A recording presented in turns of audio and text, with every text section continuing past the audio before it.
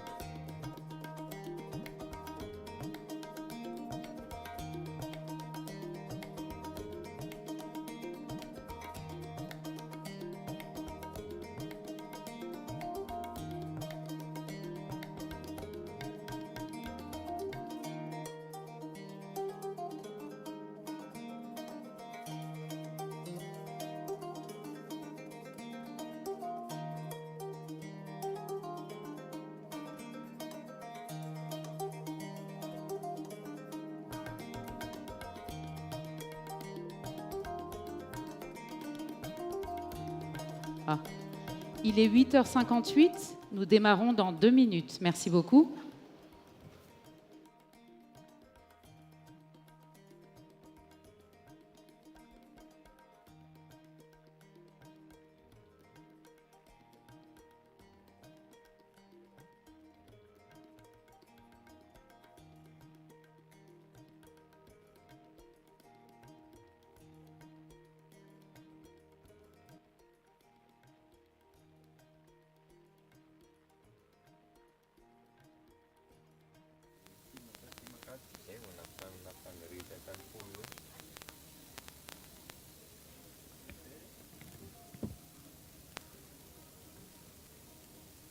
Ça va? Ça va ve Pom? Ça va ve? Ça va? Ay, tonga ato mbola sy tonga ary amin'le rony tokony ahoana zay mety tonga de juste aty fotsiny za makany Andralaty ny avato anaty traducteur afaka ve le bruit avato amin'ny ranika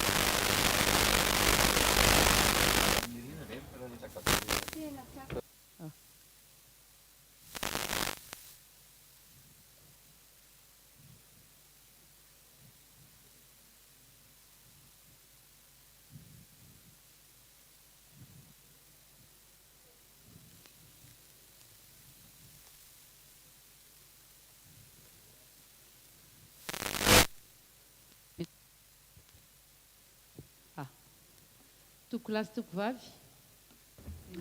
Ladies and gentlemen, would you please stand up?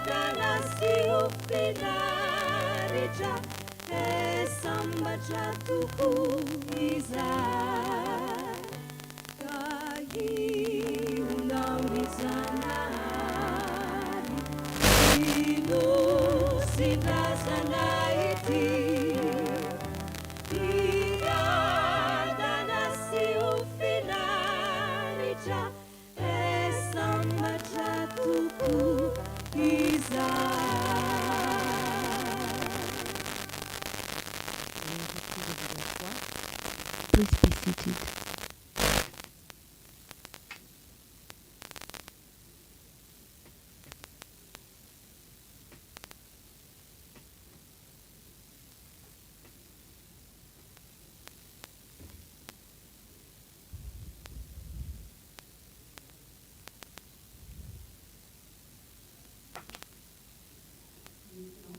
Excellency, the Prime Minister, ladies and gentlemen, ministers of Madagascar and the neighboring island, dear guests, all ranks and protocol observed, welcome to Madagascar.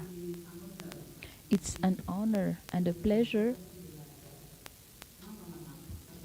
with the with the government of Madagascar and all stakeholders to have you here today in Madagascar, in Antananarivo, to show a way forward which will allow the Indian Ocean together through private sector to take another way to allow future generation and the current generation to have more sustainable future, and which will engage all population, Indian Ocean population, including women, young, disabled people, and the whole citizens.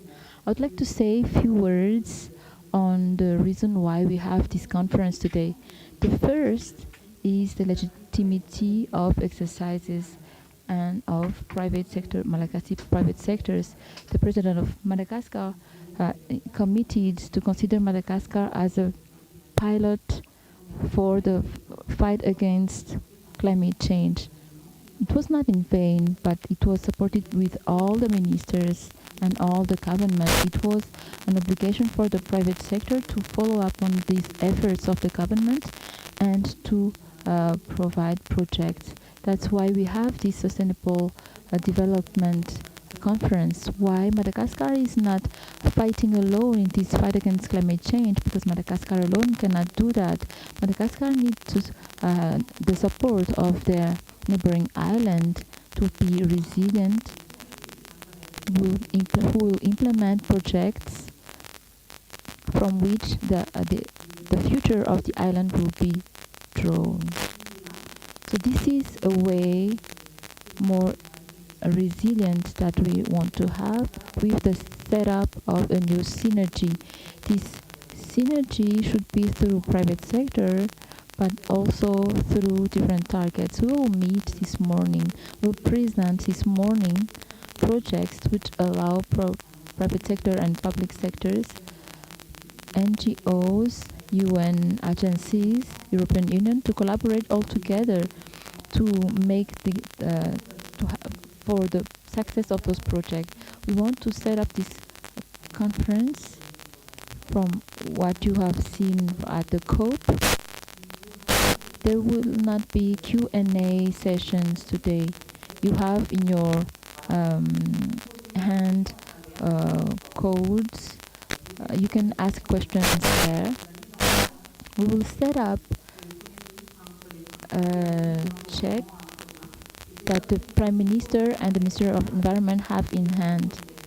And for the delegations who will fly, which will provide carbon compensation.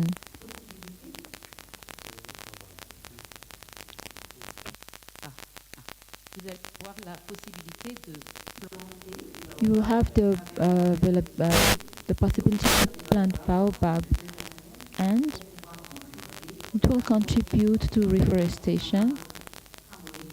And this is a symbolic tree for Madagascar. Now I will give the floor in following a protocol order, the president of TF261 representing, and I will give the floor to Thierry Razon from private sector. This is the SHEM, FEMA, and the overall sectors here today who are representing the economy project in Madagascar. Thierry Razon, the floor is yours.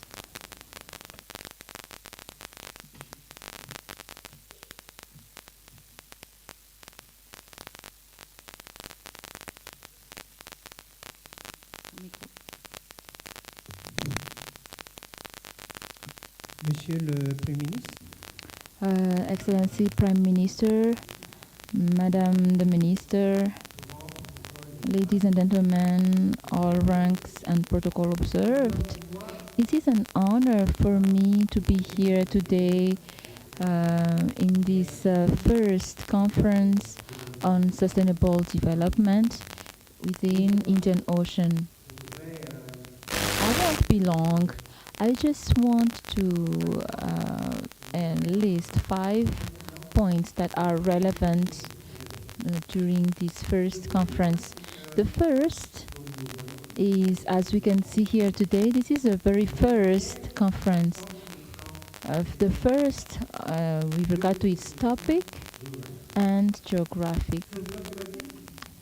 The topics, regarding the topics, this is the first time that we have a conference on sustainable development, environment, during which private sectors play a central role. And this is the reason why we are here today. Regarding the geographic point, this is the first time that we have such a conference within the Indian Ocean, from Maldives to Zanzibar, Madagascar, Mauritius, Suriname, Mayotte, Comoros, and Seychelles. Private sector, second point, the private sector is convinced that sustainable development is a real source of development. And allow me to make the difference between source of development and source of enrichment. We think today, the private sector, think today, and the GEM does not make an exception, but there's a change of paradigm in terms of economic development here.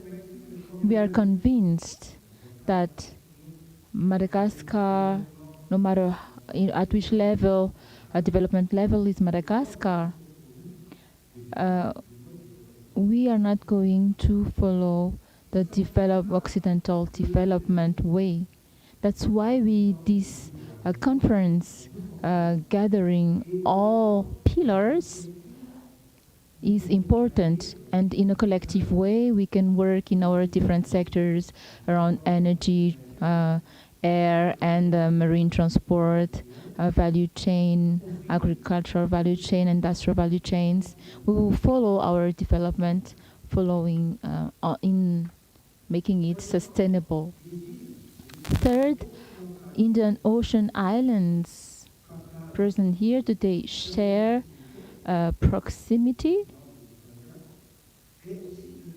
and a huge diversity.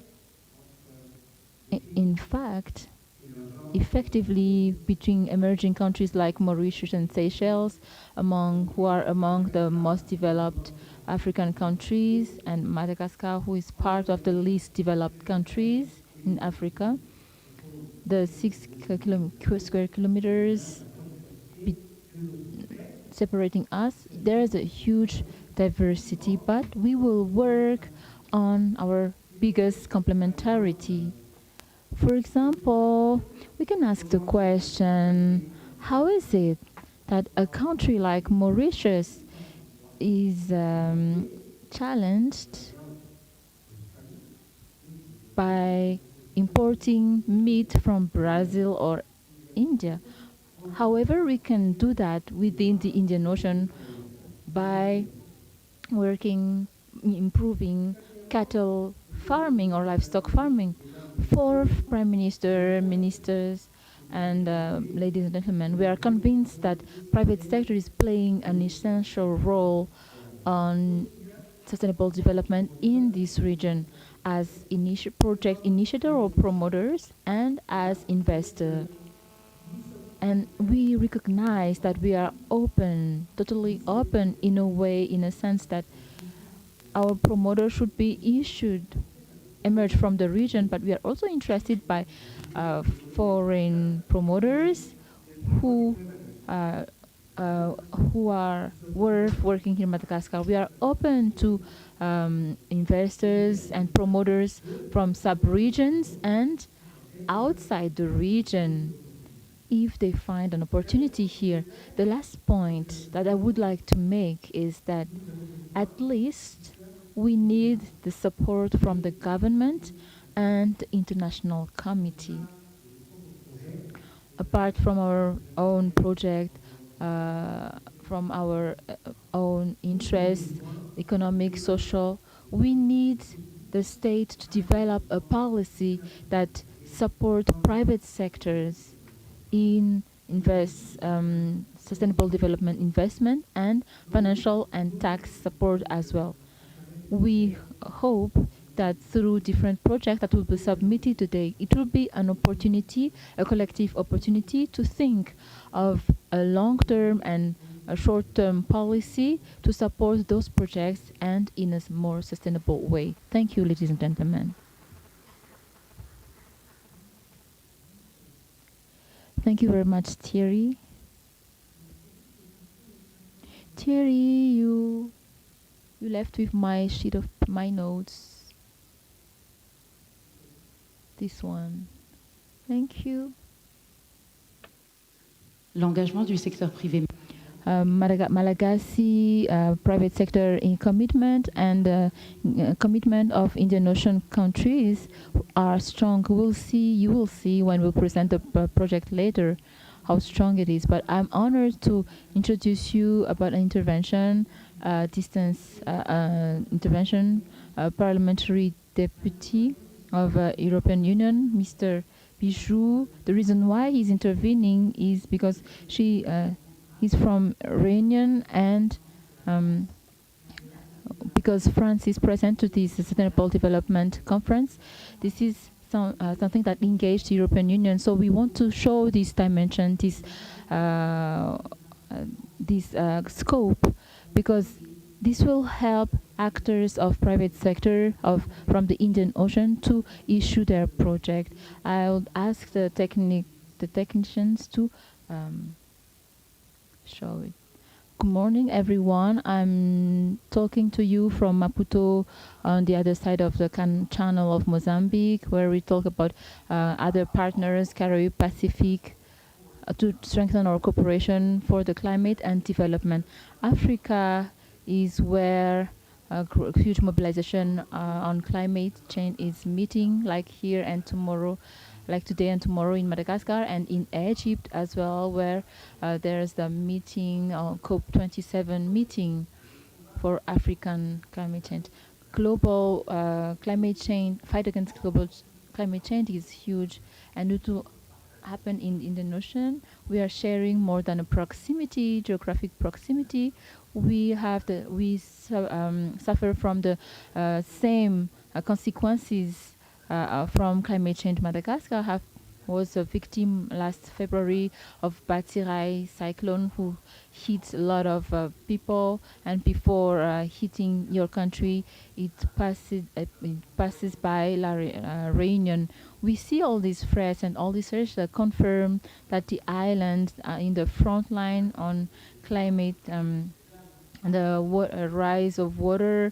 We are sharing the same challenges. We are neighbors. So we have all the good reasons to think that we need, in our cooperation, we will find together solution on climate crisis. So this should be shared and replicated to and shared and replicated to other islands, because Europe is a strong partner of regional cooperation. We have seen a huge advance where Europe is supporting other projects of a small island, of countries, and in Indian Ocean. This is a strong signal sent to field agents and responsibles like you. This is we need to have a regional cooperation. We are also mobilized so that Europe is fulfilling its commitment, and climate change is touching our community, our country, so we have a risk of conflict. So the fight against climate change is a fight for the development, for human development, and this strength, we are committed to that. That's why we are committed to that fight. Congratulations to Madagascar for this conference, and wish you a very nice Indian Ocean Sustainable Development Conference.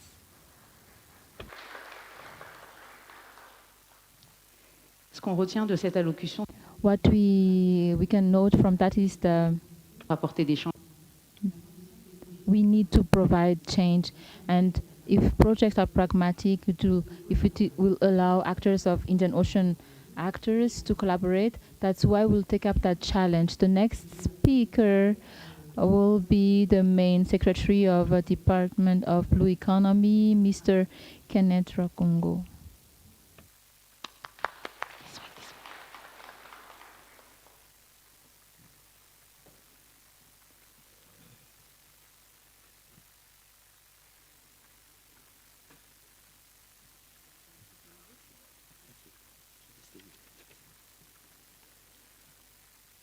Monsieur le Premier ministre, Dear Mr. Prime Minister, Madam the Minister, ladies and gentlemen, all protocol observed, morning. Today it's an honor and a huge privilege to talk to you during this forum which gather islands, island states and coastal states. We congratulate the organizers of the forum because the questions raised are actualities. As an island, we need to ensure harmonious development, meaning blue economy, climate change, and carbon credits. In addition, inclusion of private sector is remarkable because they are actors of our economy as well. This forum in Antananarivo, Madagascar, aims to enlarge reflections on sustainable development through blue economy and public-private investment, creation of cooperation framework between our islands, our states.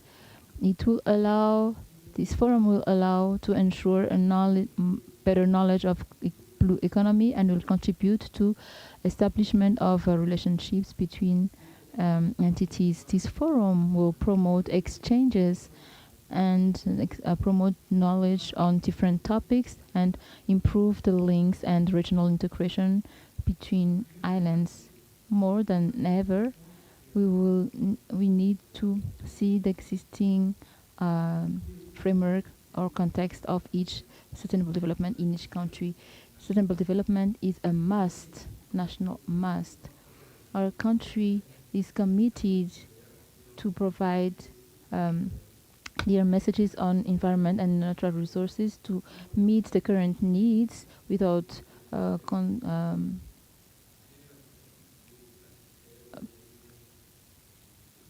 satisfy basic needs.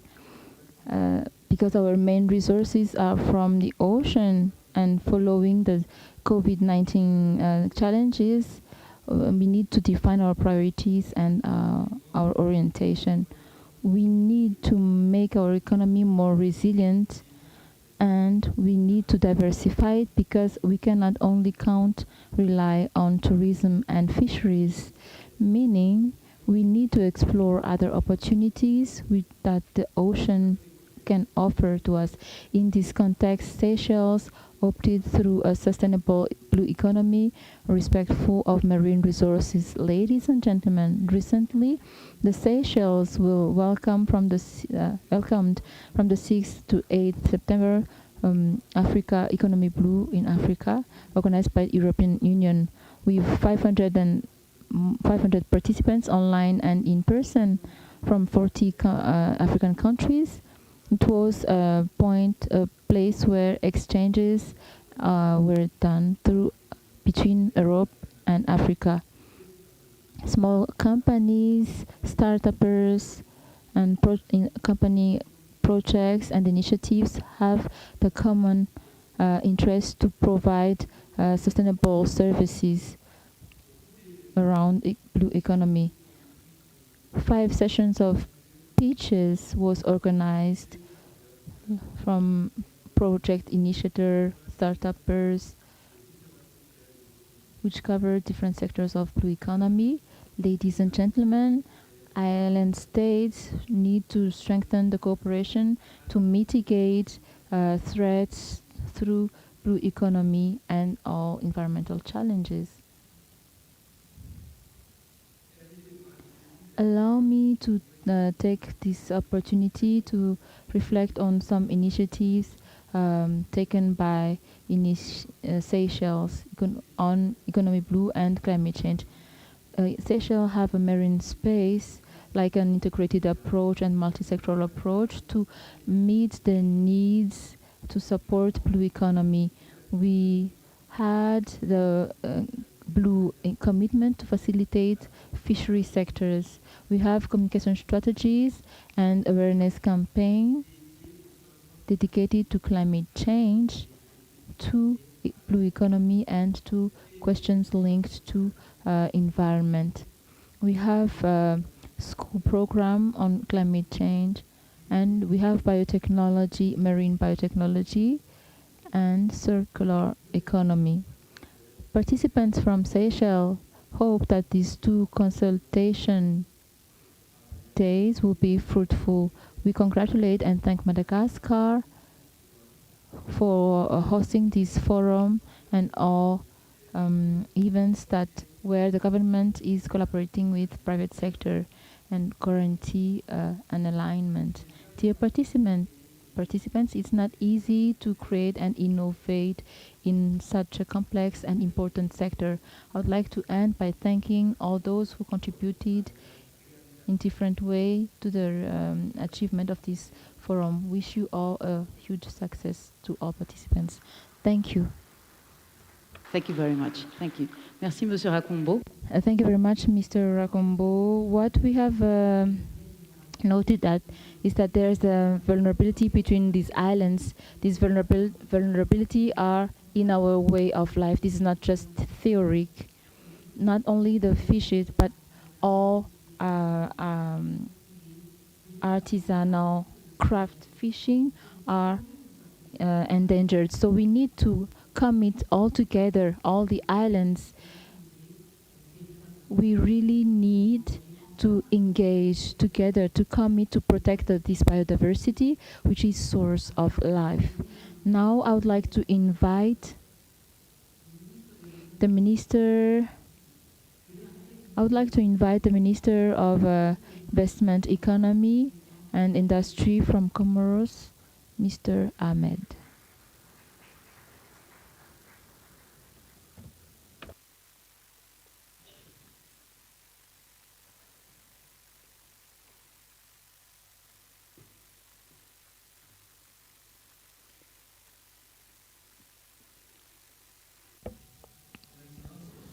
His Excellency, the Prime Minister of Madagascar, Her Excellency, the Minister of the Environment, dear President of the Indian Ocean Commission, representatives of private sectors, representatives of UNDP, and representatives of different organizations, the Expertise Agency for Sustainable Development, TF261 representatives from the United Arab Emirates, and dear Honorable Assistant, it's a huge honor for me to participate in this first Indian Ocean Sustainable Development Conference. First of all, I would like to talk to the government of Madagascar and to our brothers in Madagascar for your welcoming support, and thank you also for the committees who are available to organize.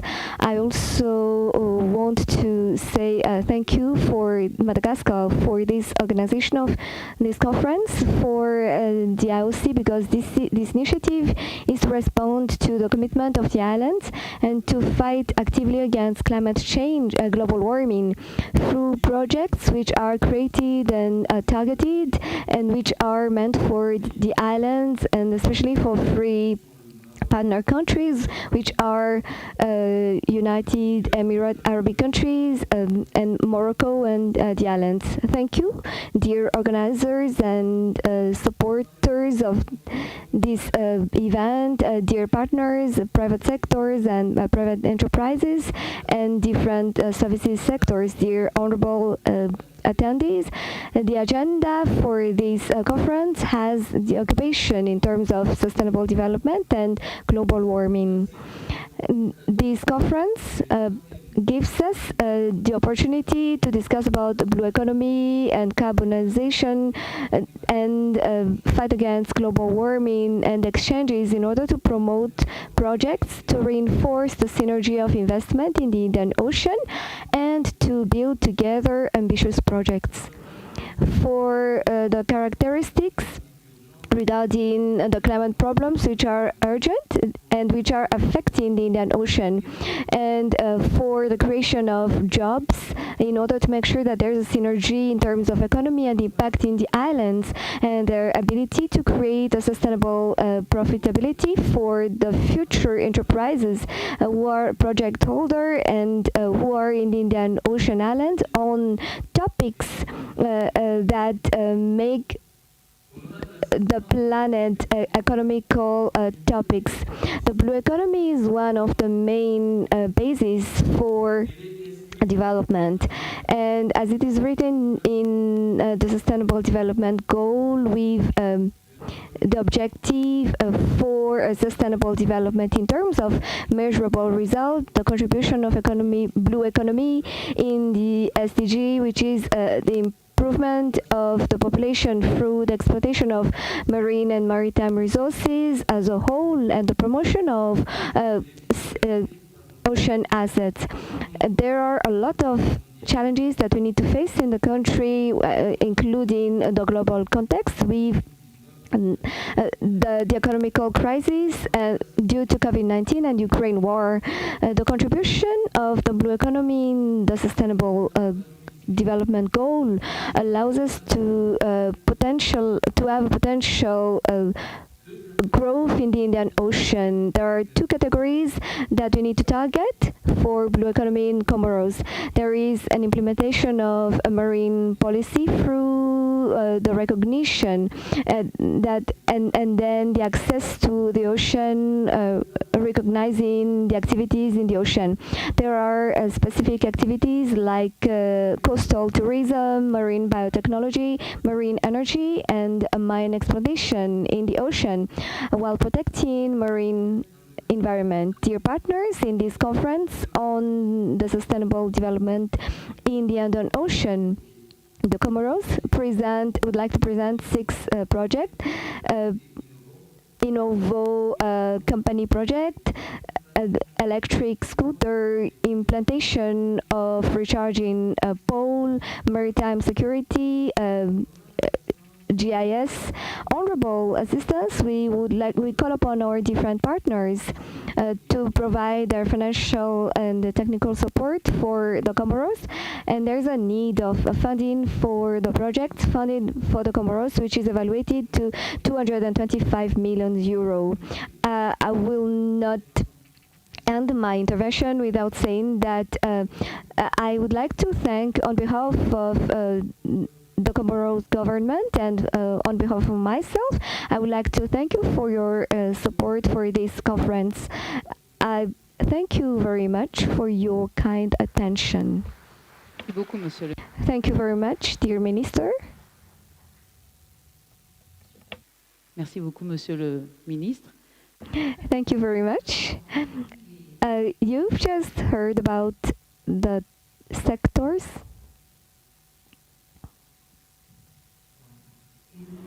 The sectors which are covered by the project, which were presented by Comoros, these are aligned with the blue economy as well as agribusiness and infrastructures. The 30 projects which are kept are transforming projects and ambitious projects and will bring real impacts which are measurable. That's why, once again, the fraternity that the Minister said is key, because it allows to build the capacity at the regional level, and it allows different actors to learn from investors, and there is this capacity to progress together through the project in this conference. I also want to say hello to our online participants, for like the team in Maldives. They're not with us, but they're online. A part of the Mauritian team are also in Casablanca. and all together, we're going to bring project during this conference for the Indian Ocean Sustainable Development. Now I call upon the General Secretary, because IORA, because today we are pleased to have representative of IORA, and I would like to call Mr. Saman Al-Farisi to come in front, please. Je rappelle qu'il existe des casques. I'd like to remind you that we have headsets for interpretation. If you don't feel at ease with the language we use, you can have those headsets within our technical teams.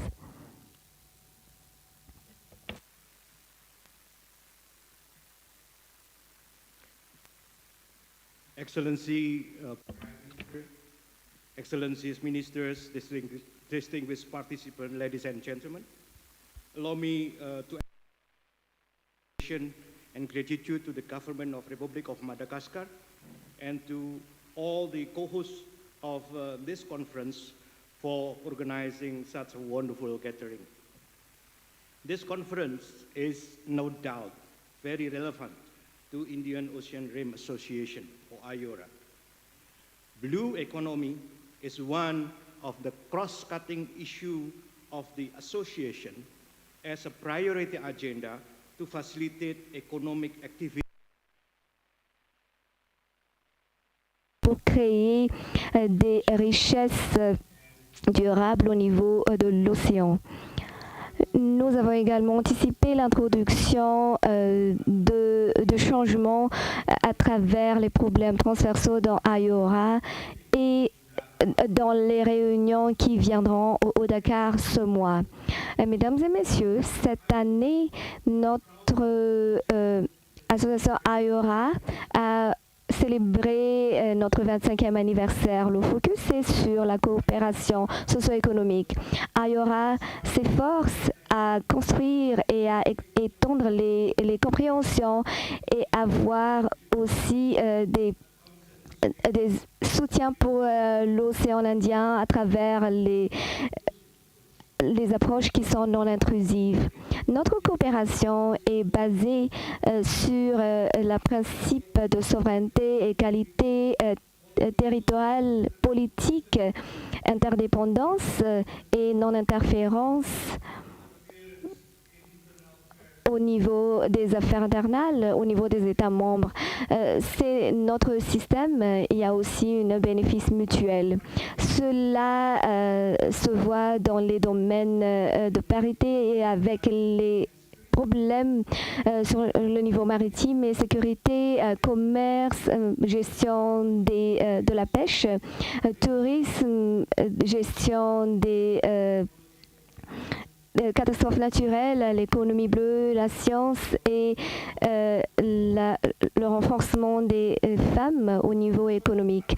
Nous croyons que notre partenariat et notre coopération impactent nos activités et nos buts au-delà de la région de l'océan Indien. Mesdames et messieurs, nous avons 23 États membres au niveau de l'océan Indien. Il y a 10 dialogues de partenaires qui partagent des conversations pour le développement durable. Nous allons avoir de l'expansion en termes de réseau. Nous avons divers membres. Il y a des membres venant des États en voie de développement et ainsi que ceux qui sont très développés. Notre sens, nous travaillons dans les États de l'océan Indien. Ainsi, nous allons promouvoir le développement au niveau des États membres. Sur ce, nous avons établi notre profil IORA pour financer les projets économiques.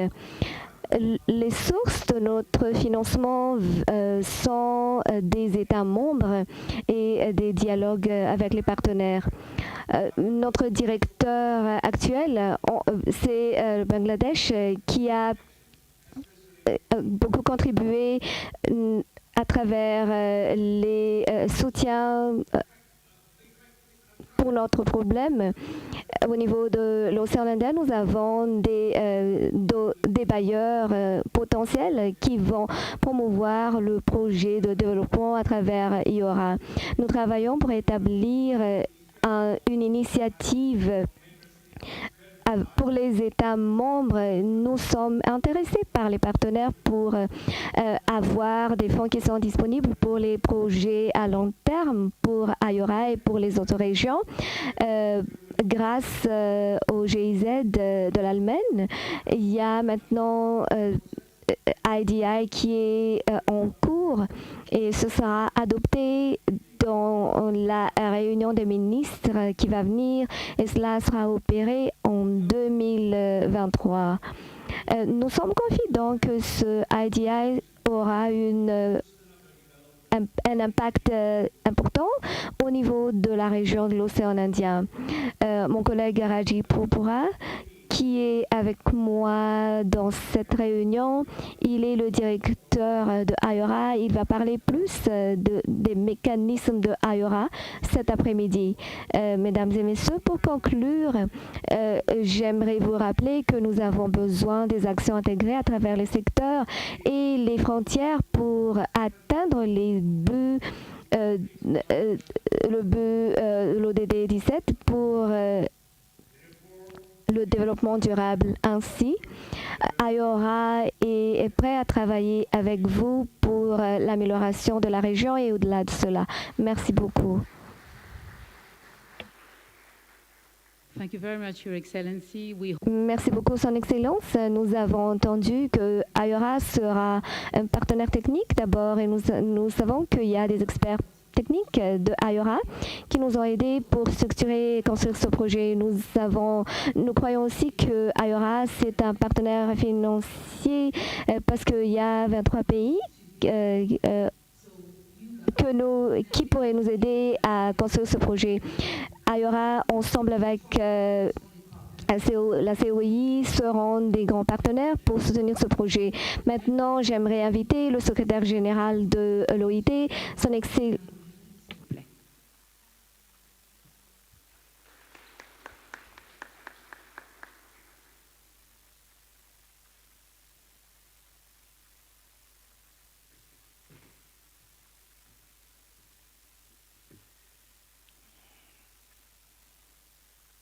Merci beaucoup. Excellence, Monsieur le Premier ministre de la République de Madagascar. Madagascar Republic, dear Excellencies, ladies and gentlemen, members of the government, ladies and gentlemen, representatives of national and international institutions, dear members of, dear diplomats, and dear representatives of the IOC members and dear partners for development, dear representatives of private sectors, honorable guests, and dear honorable and dear representatives, first of all, I'd like to thank the Republic of Madagascar, the representative of the UNDP for Development and GEM for inviting us for this Indian Ocean Sustainable Development Conference, which shows the strong commitment of the country for the international development of the country. It's also important because Madagascar is at the head of the IOC lead, and humanity is part of the system that we need to respect. And we can believe that we have our actions that show how much people would like to have human activity. We have human activities everywhere in the land and in the ocean. And there is a characteristic with major actions. It means that the activities might be strong, but there is an urgent way to consume and to use the development sustainable development goal is in the 80s. In 1971, there was a co-development, and the focus was the economical development should be focused at that time was on environment. The impact on the environment should be measured at that time, but because of egoism at that time, what when we talk about sustainability, first of all, it is to compensate. First of all, the nature should not be used for just a human interest. The natural capital is not replaceable with anything else.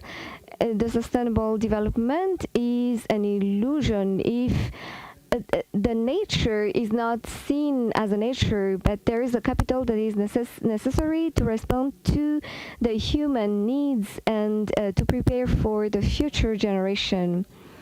In the traditional representative of a people, planet, and profit, and only the planet is sustainable, but there are global warming, there are different like soil sterilization and so on. At the same time, the global population, 56% of the population from 1997 and to the world peak has increased.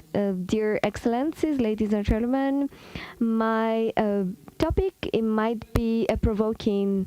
I would like to invite all of us here to ask the right question and to open eyes on the destroying that is ongoing, and precisely on the climate effect, energy and ecological impact. There needs to be a common solution in order to find a change together with government authorities and private operators, whether small, average, or big ones. Our role is also for the Indian Ocean Commission to share these reflections for member states and to develop a strategy for political to have a private dialogues and restoration of ecosystems, social inclusion, training, as well as education. 10 days ago in Madagascar, but in another hotel, we had a conference on plastics, and it was organized by the IOC and by the Inter-Academic Group of Development from France, which is the Academy of Agriculture and Arts and Science and Letters. The worry was very important because it shows the capacity that we have to work together, not only the scientists, even if at the beginning that conference was meant to be scientific, but we were present we insisted to have all the sector representatives, especially the private sectors, that showed their capacity to work with biotechnology and to work with new materials and which are really innovating. On that day, I also learned that whales, which are one of the rare species, are increasing in terms of number after the interruption of fishing of whales and other measures. We can see that almost 10 millions of plastic molecules are spread in the ocean, and that's too much. And youth also have a role to play. They are the future generation, but it's not the point. But they need to be involved in decision making and the choice of responsibilities.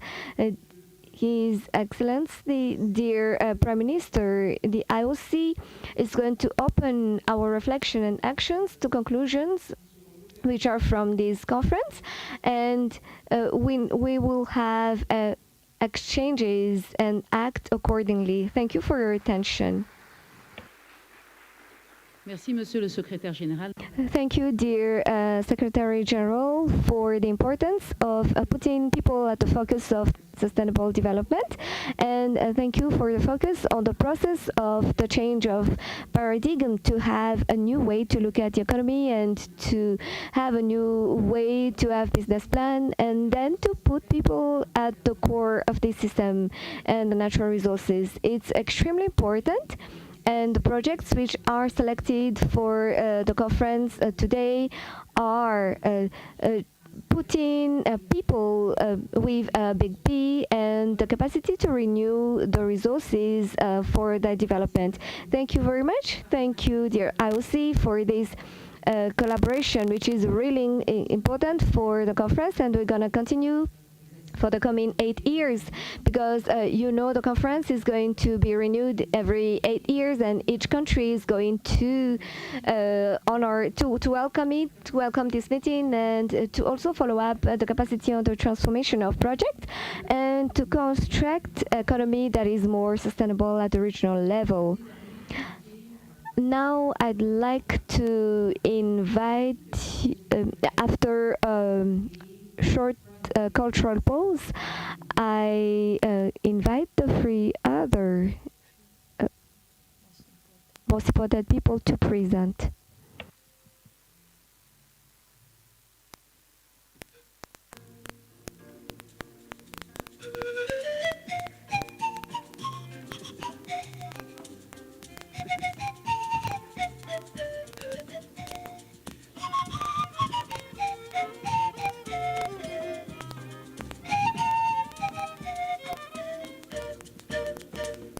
Mivolon'andro tsara rivandroany ka satriko ety atokotany torehitry ny vody lanitriny lay taka rivama tsara vahiny fazovy anao tsy lasa vinany tsy tony zany foe de odiny ao andohe amangy anareo avako any hoany indrisy andefa fatsy ho afake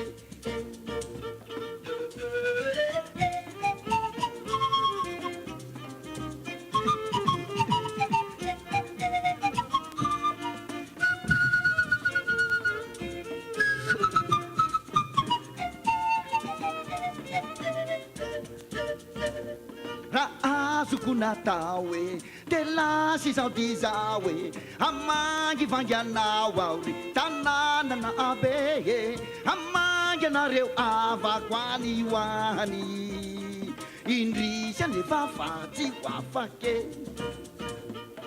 Zaila eritreritro fa niporitsake amaky vodilanytra ka hoany aminareo e Zaila eritreritro fa miporitsake amaky vodilanytra ka lasany aminareo e amangy anareo avako any hoany indrisy anefa fatsy ho afake ande amangy anareo avako any hoany indrisy anefa fatsy ho afake indrisy anefa fatsy ho afake.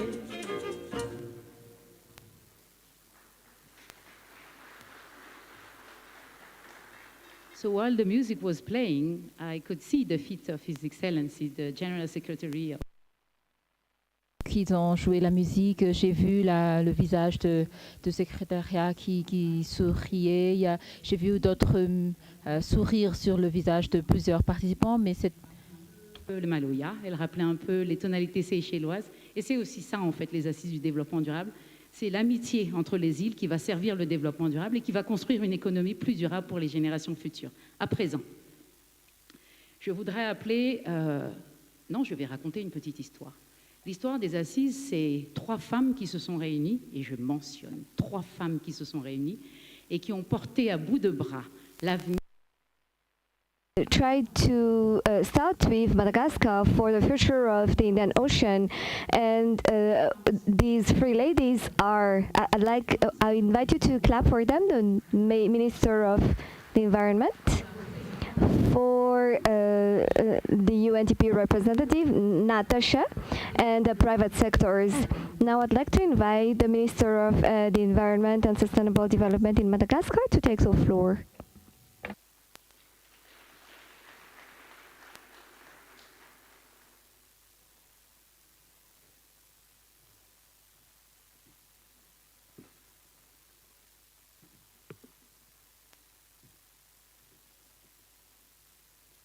Merci, Madame Romy, pour... Thank you, dear lady, for this story on how the conferences of the conference in the Indian Ocean, how did it start to happen? How did the three ladies start to meet? And women are here for the change. Son Excellence, Monsieur. His Excellency, dear Prime Minister, ladies and gentlemen, ministers from the Indian Ocean, ladies and gentlemen, Parliament members in Madagascar, dear different Secretary General of different structures and Indian Ocean organizations, dear diplomats present here, dear representative from different organizations of the United Nations, dear members of private sectors, honorable guests and respected guests, and all observed protocols, ladies and gentlemen. It's an honor for me to welcome you all in this event, which is aligned to the vision of the Republic of Madagascar on the sustainable development of Madagascar resources, which is part of Eliranu 10. It's the first time in Madagascar and in the Indian Ocean that we have this kind of conference organized by the private sectors in collaboration with the Malagasy government and the Ministry of the Environment and Sustainable Development, and it is meant for the fight against the climate change, because we know that these are topics which are really interlinked, and we hope to have it per year. As Romy just mentioned, next year it's going to be postponed, and one of our one of our neighboring islands is going to welcome it for the sustainable development. The image that this conference has is solidarity, which is very important.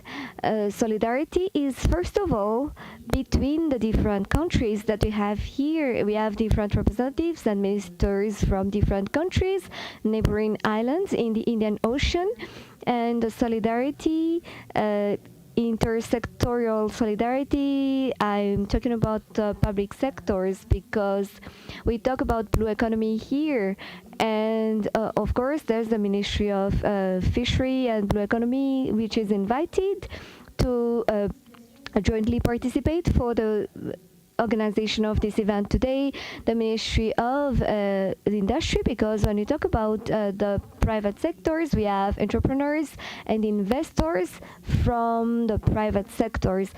The solidarity is very important, and solidarity between public sectors and private sectors, and it has been demonstrated a few days ago. You were all invited for the official presentation of the emergency plan of Madagascar, which was a forum of investors, a national forum, during which private sectors were invited to collaborate with the Malagasy government through the fulfillment of different projects which are sustainable.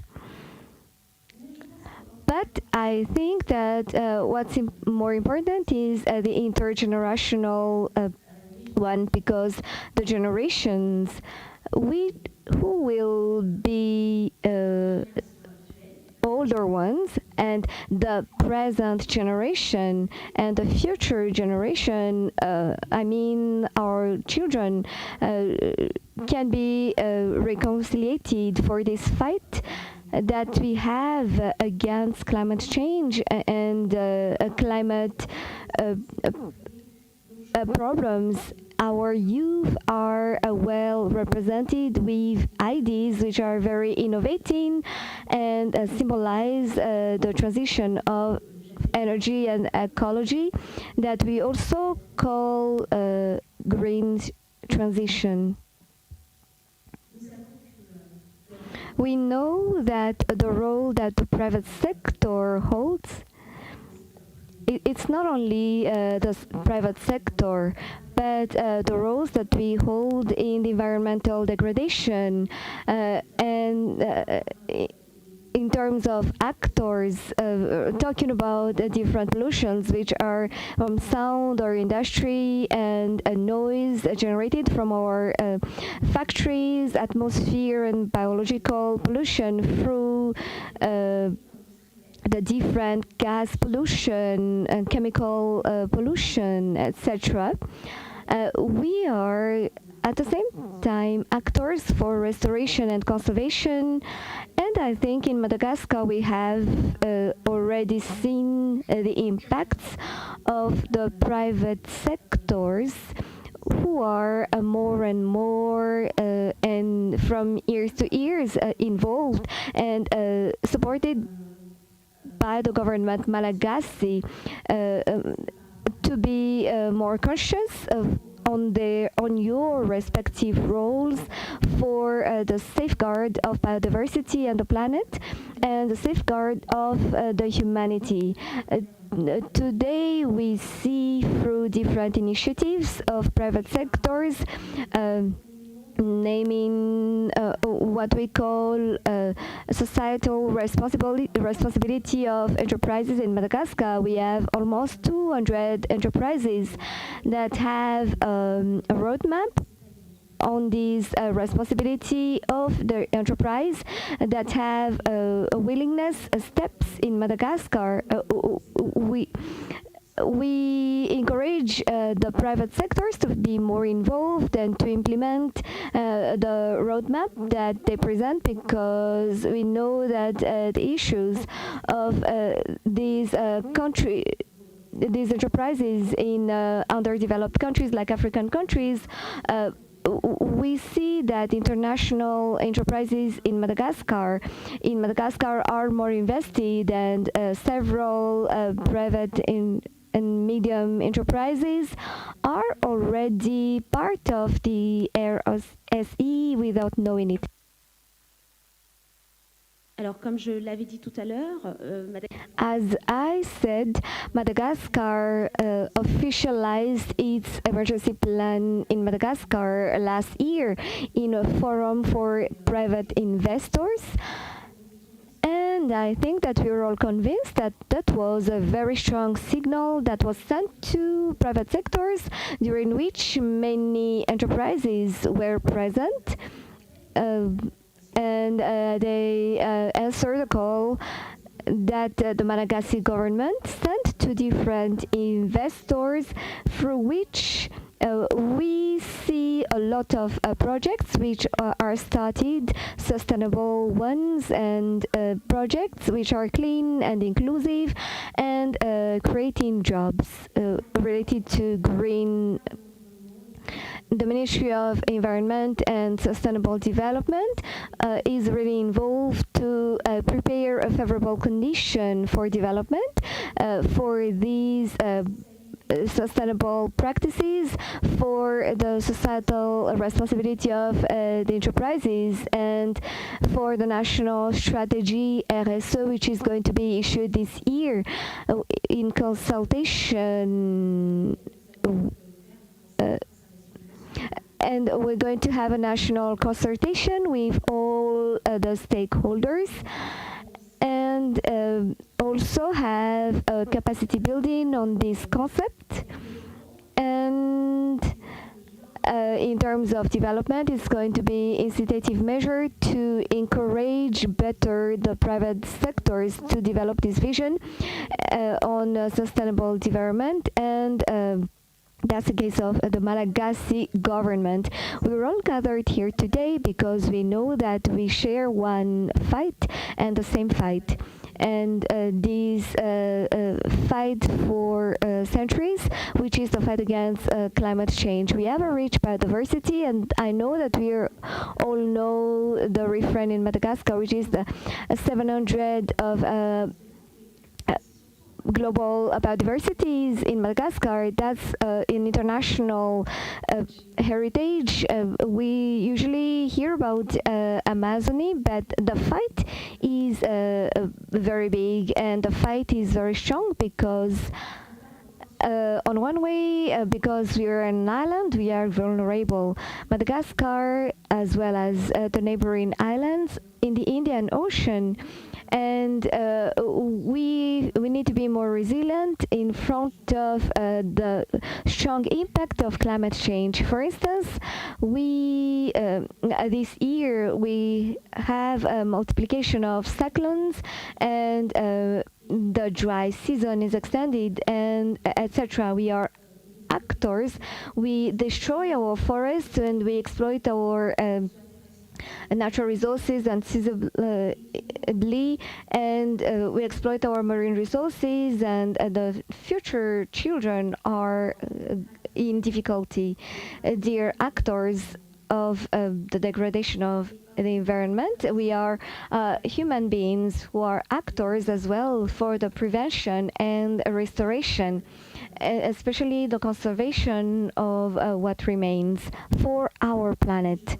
And I'm happy to have these three topics which are highlighted during this conference, which are the fight against climate change, which is going to be the focus of COP27, which is going to be held in Egypt in a few days, and the composition of carbons and blue economy as well.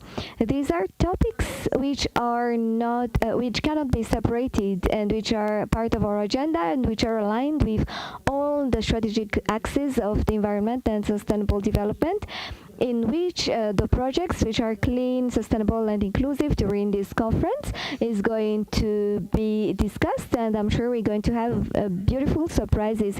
Even if I'm not going to be here later, I've already heard about them, and these are going to be fulfilled in the big island, which is not the only one that needs this project, but everywhere in the whole world. We attracted investors, and it's very comforting because there is the emergency plan of Madagascar that involves national investors as well as international investors. We are present here today who are in favor of the ecological transition.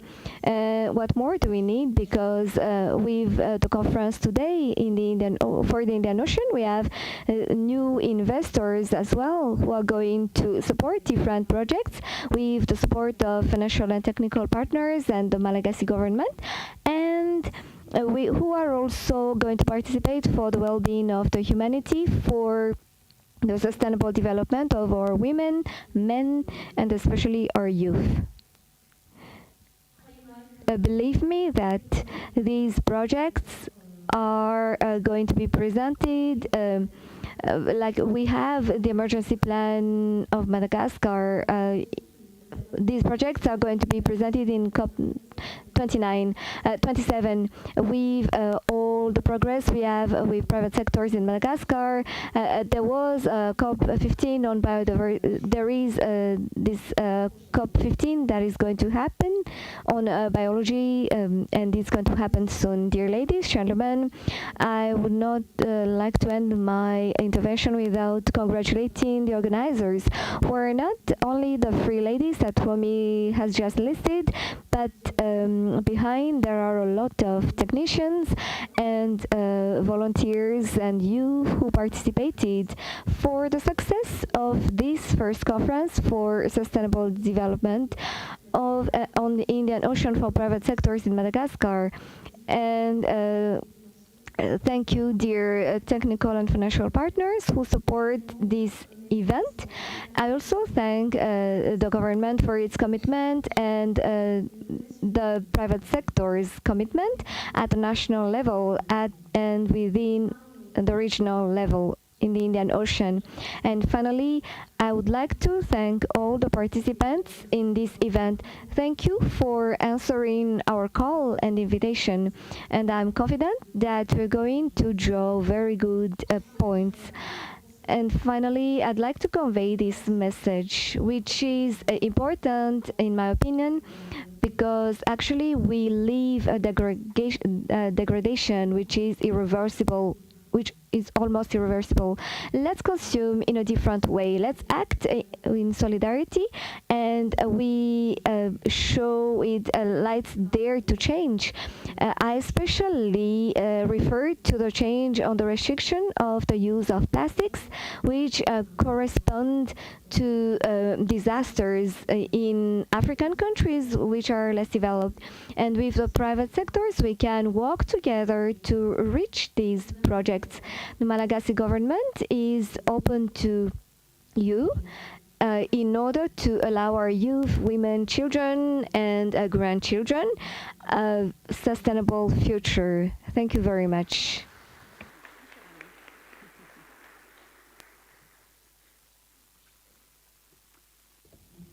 Thank you very much, Mrs. Dear Minister. Thank you for reminding us that collaboration between private sectors and public sector is not only under the lead of Ministry of Environment, but we are talking about we're also collaborating with the Ministry of Fisheries and Blue Economy, Industrialization and Tourism, Transport, Ministry of Meteorology, all the ministers committed in Madagascar on this sustainability way of work. Thank you for reminding how important the national, the corporate social responsibility, how important it is, which engage everyone. This national strategy RSE will become a strategy. So last point, the junction between emergence plan, Madagascar emergence plan. Private sector is working for the development of Madagascar, so that's why it's really aligned with what the president is committed to. So just before we move to the next speaker, we would not have this conference without the support of the United System. I would like to thank specifically the UNDP in its financial and technical support, who is a co-lead of this conference, UNIDO in technicity, finalizing the project, and of course I would like to cite IoT, ILO, who work on having decent work. But we'll talk about that later. But if this conference is not a source of decent and inclusive works, it's no worth having conference. So before we leave this room, works for women are key, and for youth as well. Entrepreneurship of youth, capacity building, promotion of women. So I'll stop there. I will invite resident coordinator of a UN system, Mr. Issa Nango. Issa-sai.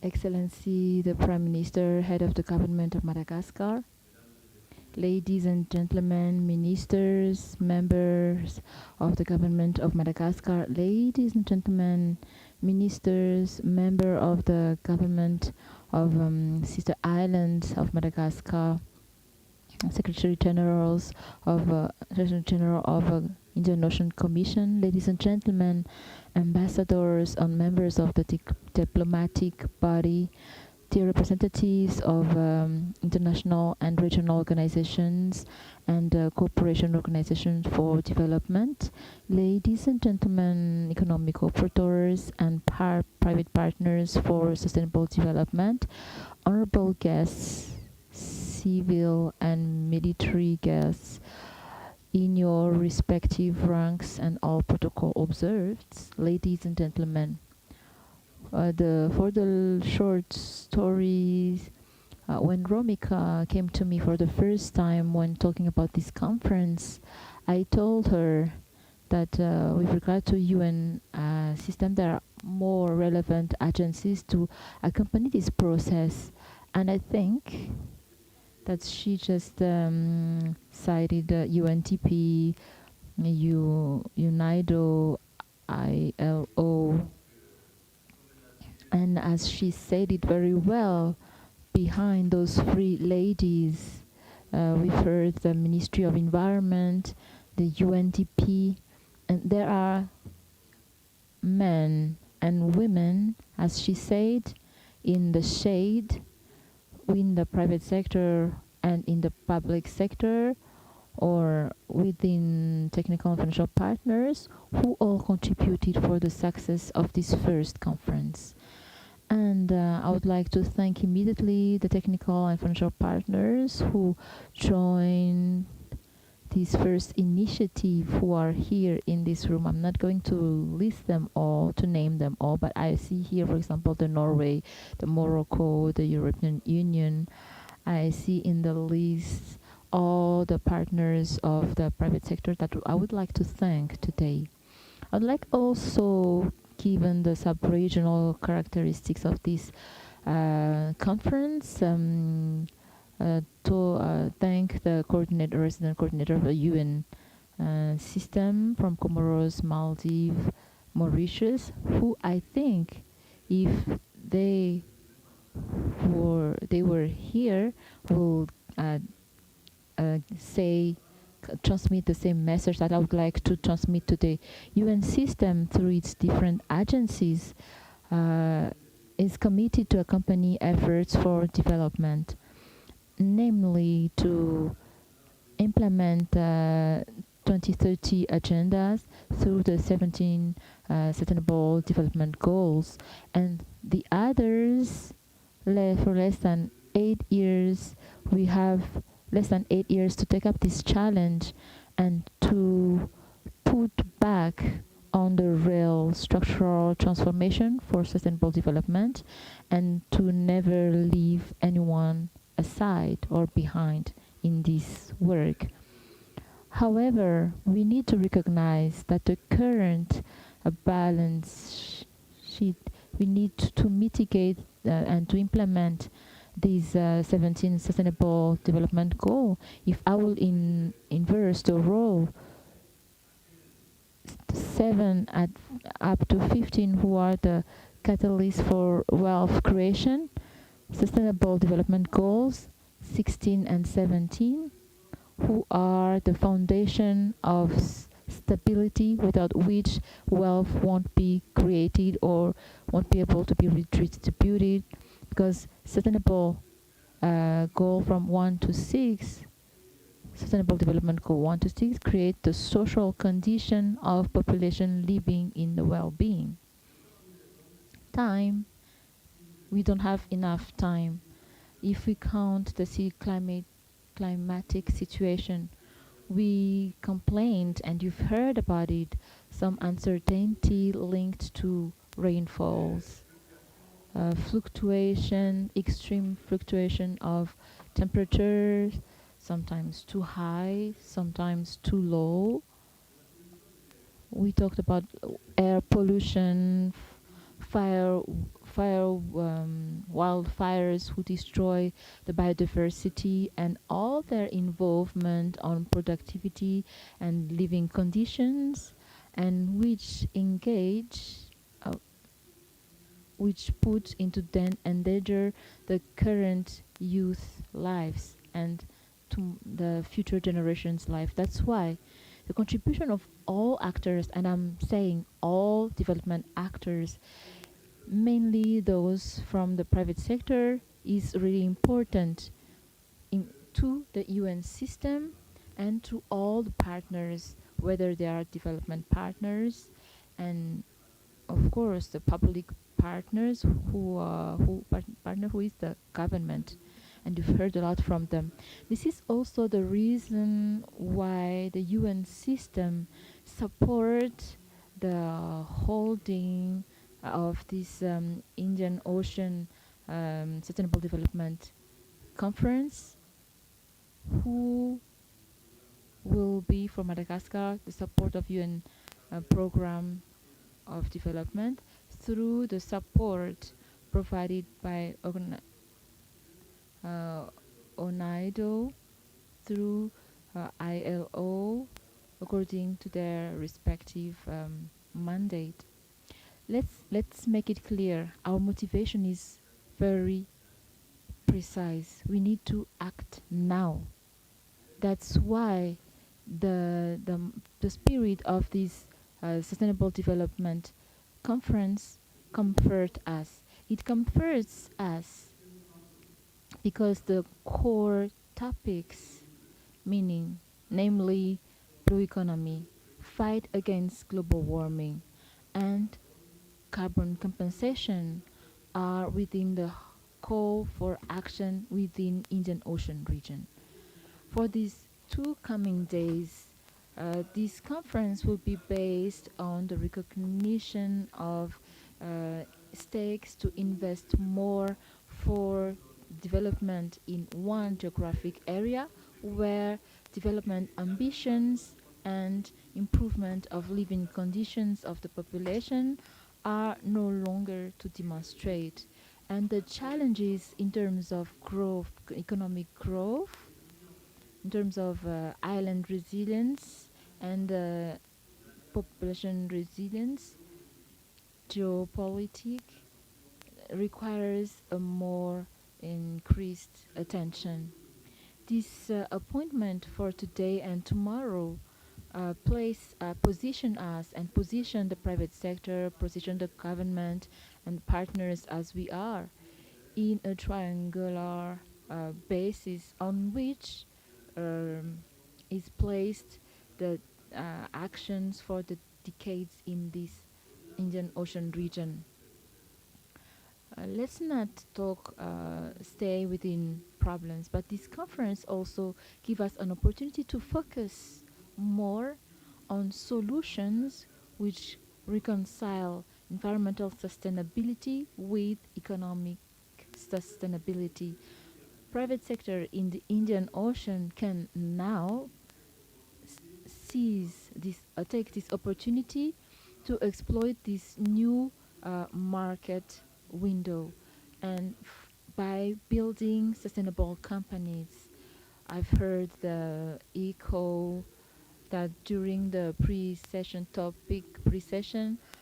project idea on projects that was put on the table was very interesting in terms of ecology and in terms of economy as well. Excellency, dear Prime Minister, ladies and gentlemen, Excellencies, member of diplomatic bodies, within the UN system, we encourage the commitment of private sector.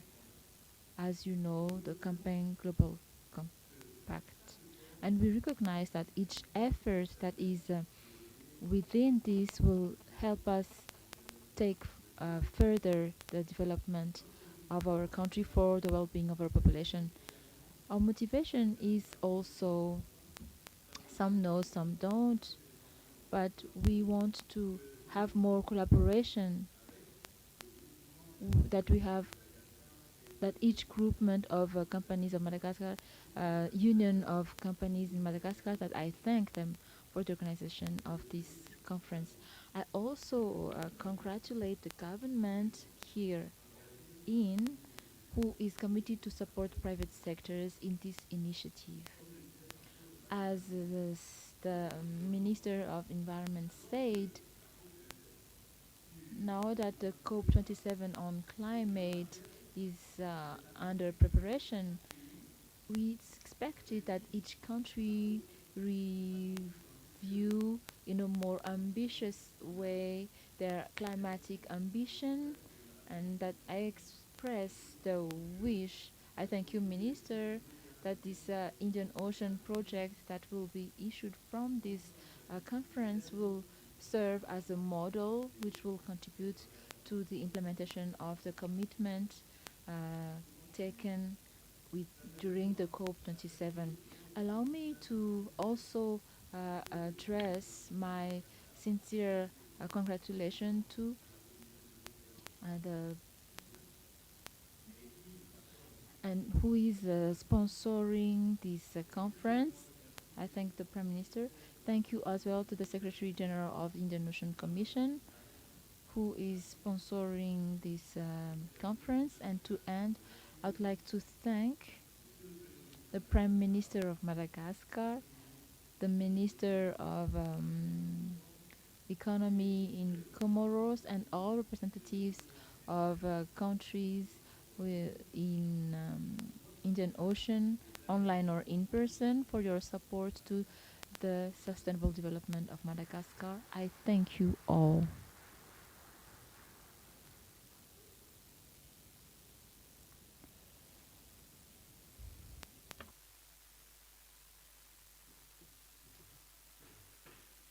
Merci beaucoup. Thank you very much. Thank you very much for this speech. Thank you for reminding us, joining the minister's speech, that Sustainable Development Conference is implemented 2 days before the COP. This is like mini COP, regional COP, less jibber-jabbering, but with projects, with concrete things. We'll start with the private sector. We'll go to COP27, and we'll make sure good experts, good partners will sit around the tables to be able to achieve those for our future. As you know, Sustainable Development of Indian Ocean Conference is under the sponsorship of the President of the Republic of Madagascar, and it will provide a Nobel letter of Madagascar on sustainability challenges. It will serve Malagasy population, and this is open to the population of sister islands. Again, we were able to have a Malagasy conference, but we are really happy to initiate this regional dynamic, which will be passed to our sister island. Now, I would like to remind you that the reason why we took this other way, we succeed in taking this other way, is because we have a Prime Minister here in Madagascar who understands sustainability stakes, but who managed to take that up to the private sector.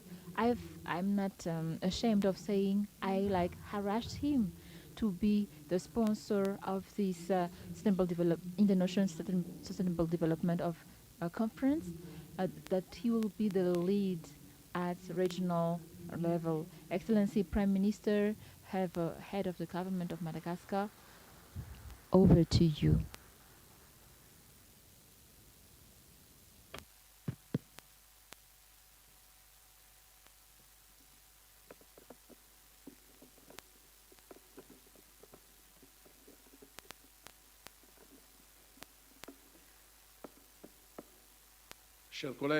Dear colleagues, dear friends, dear partners,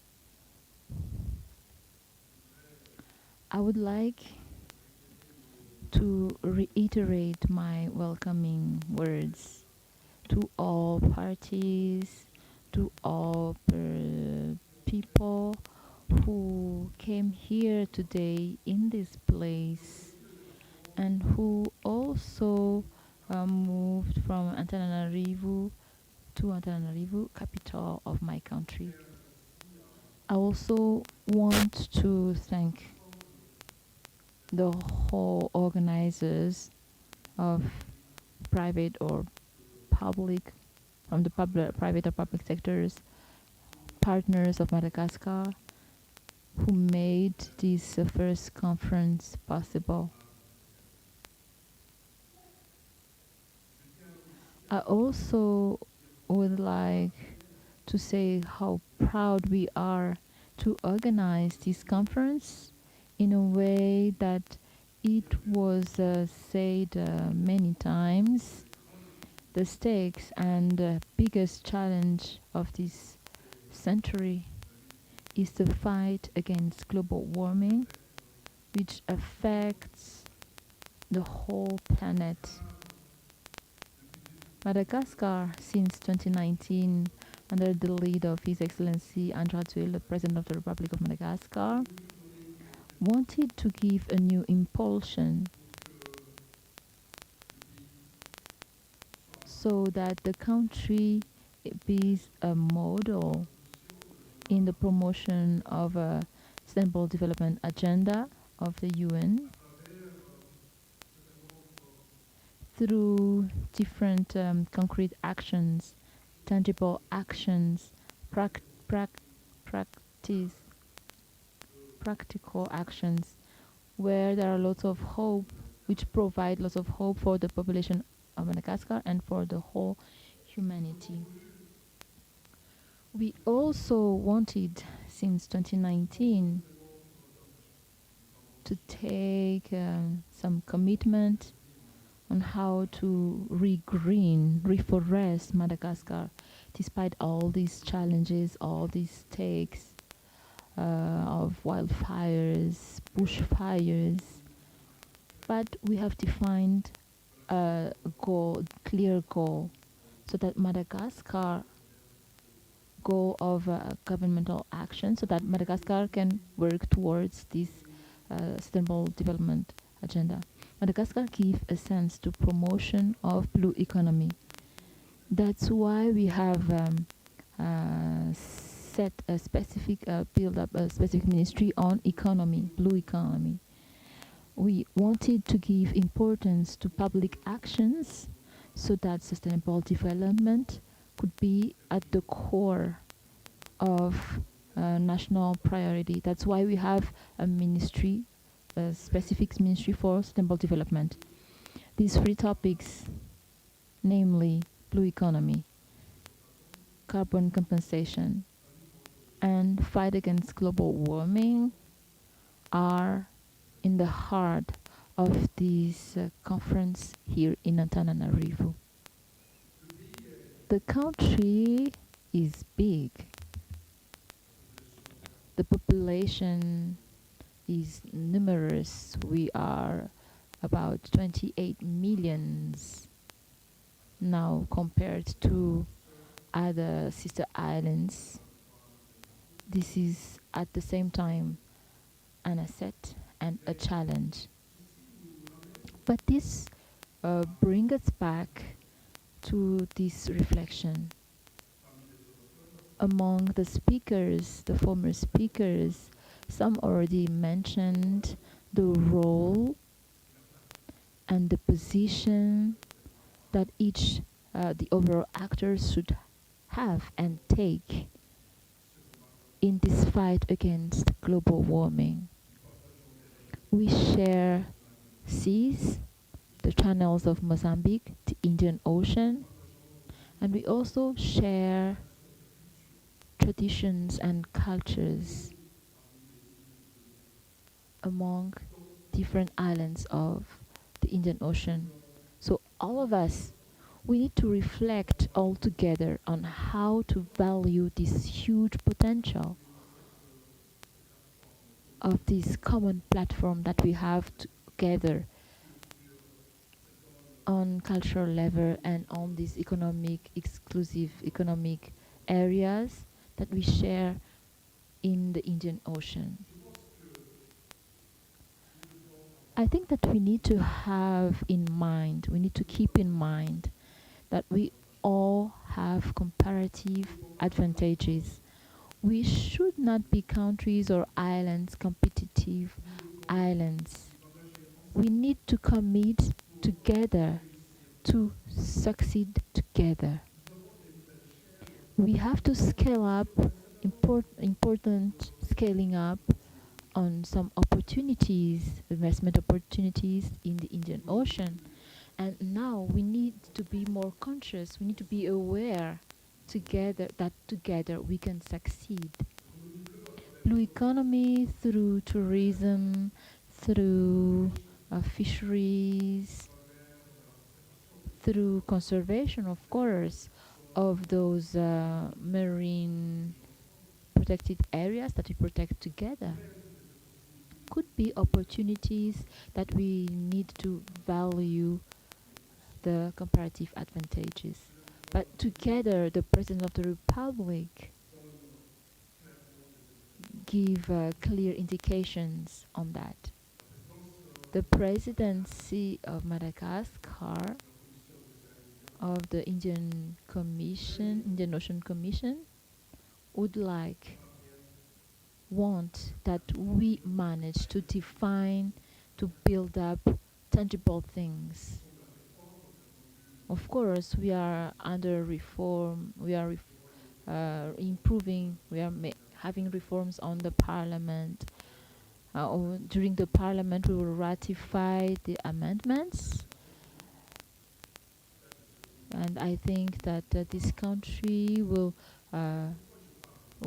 provide amendments as well. Why am I talking about that? Because we have a common platform who has a heavy responsibility on those comparative advantages, and I hope that this comparison could be followed up by the coming presidency in the future. I've seen the preparation, and I've seen the preparation of this conference very serious, and I found out there are important ideas in the sustainable development area. And Madagascar is guaranteeing today, through what has already been mentioned by the ministry in charge of sustainable development, that accompaniment measures or incentive measures will be implemented on tax and administrative sector, so that these good projects could be materialized. Because now we don't have the choice. We have the obligation to protect the biodiversity that we have in common. We have the obligation to implement mitigation and adaptation actions,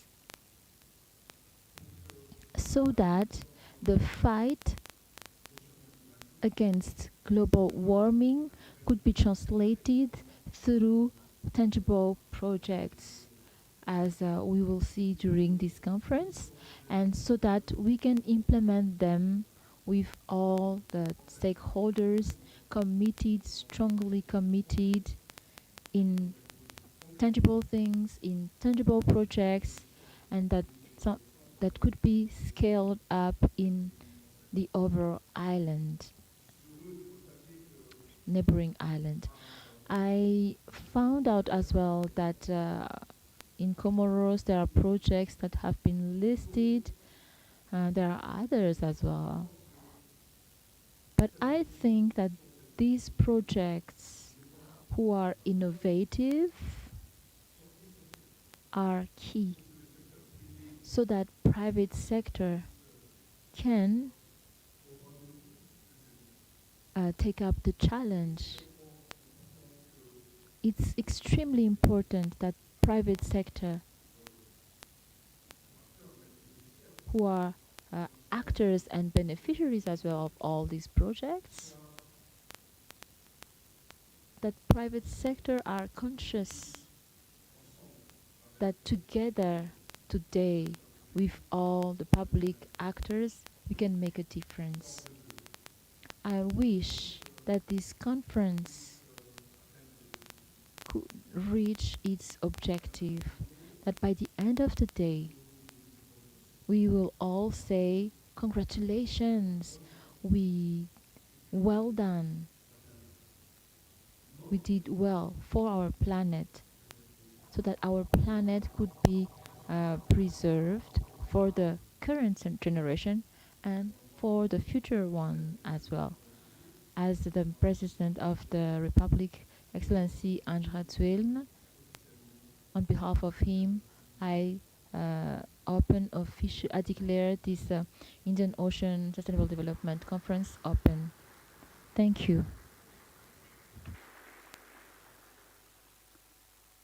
Merci infiniment.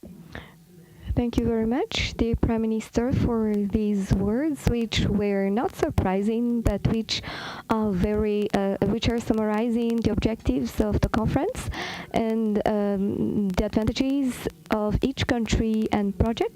And that's really the focus of the conference. Seychelles, Zanzibar, Maldives, they're going to present different possibilities, and there is the capacity of these islands to collaborate with neighboring islands.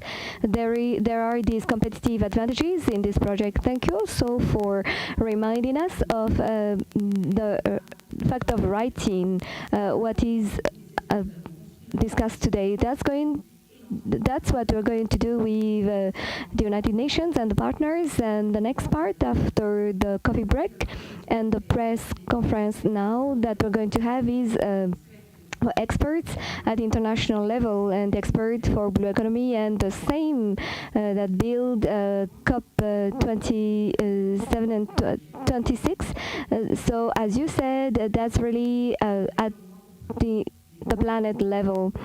The ADDOI, which is the Indian Ocean Sustainable Development. So we need to add the Indian Ocean on the map for the climate change, fight against climate change. That's very important. I think I don't have any more saliva. I invite you to join us for a short coffee break, and I invite His Excellency the Prime Minister and the official representatives to stay a little bit for the break for conference, and then we'll continue later.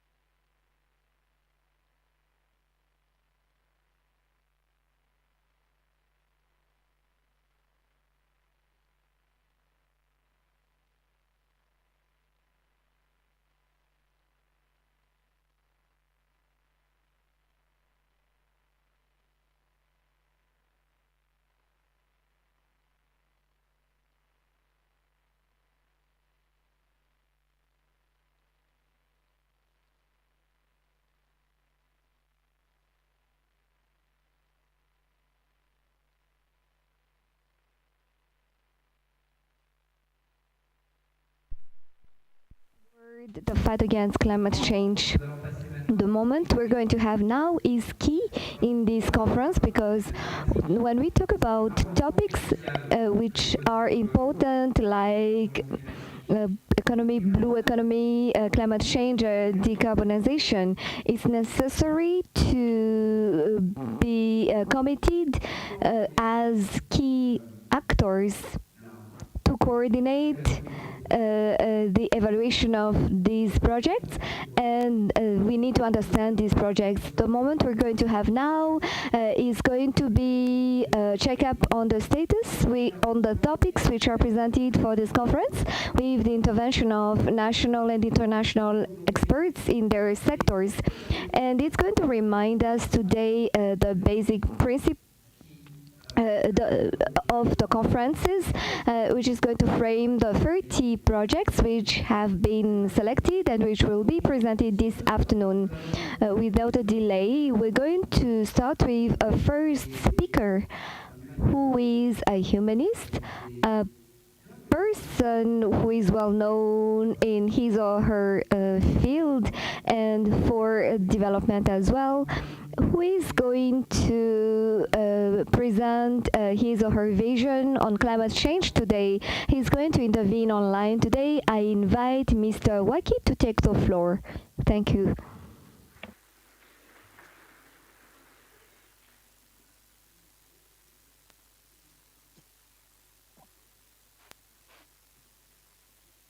Oui. Bonjour. Good morning. Can you hear me? Yes, please carry on.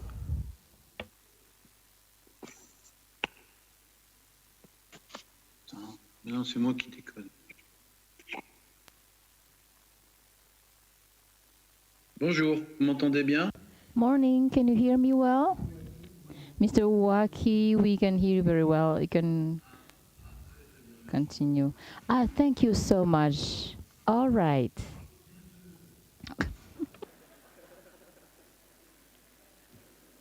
Ça s'appelle donc les aléas du direct. So these are the challenges with online intervention, direct intervention. Morning, ladies and gentlemen, excellencies. I'm really happy to be with you here this morning in this International Sustainable Development Conference. Tomorrow I will be there in person right after my presentation. I will fly to Madagascar, and I will be very happy to be with you in Madagascar. Climate climate challenges, climate crisis, it's important that we act quickly against the impact on the population and environment. And we have created for 30 years now, but big technology takes time to emerge. But there are technology developed by researchers, independent developers. The steps are longer, but we are on the right time because the huge challenges and problems are now. We experience them now, but we've envisioned that 30 years ago. But we need to restructure the soil, restore the soil, to store huge quantity of water, meaning 50 to 80% of water saving, and possibility to cultivate in all types of soil. So it's really important to understand that we need to create hope, we need to create development, we need to federate people at the population level, but also advocate with private and international structures, because the stake is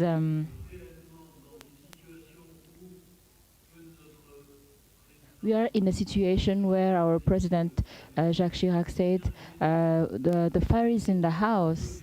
The house is on fire. So I would like to provide, to collaborate with those firefighters who have experienced all over the world. So it's important that we are all ambassadors.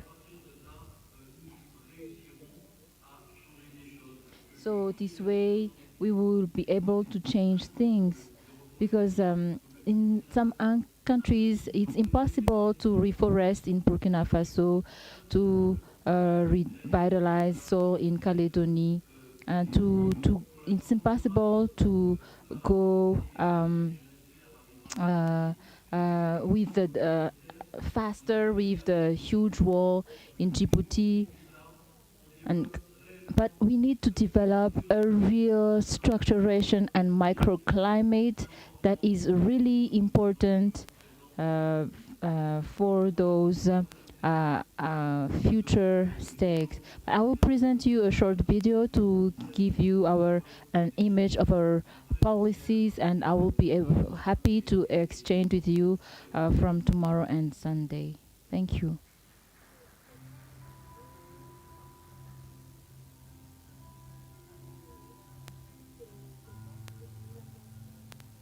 A solution accessible to all, the Polyterre.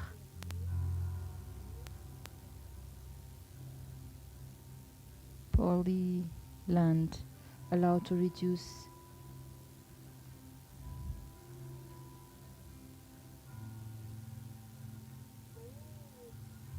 with a better crop productivity. To know more about our 30 years of efficiency, go to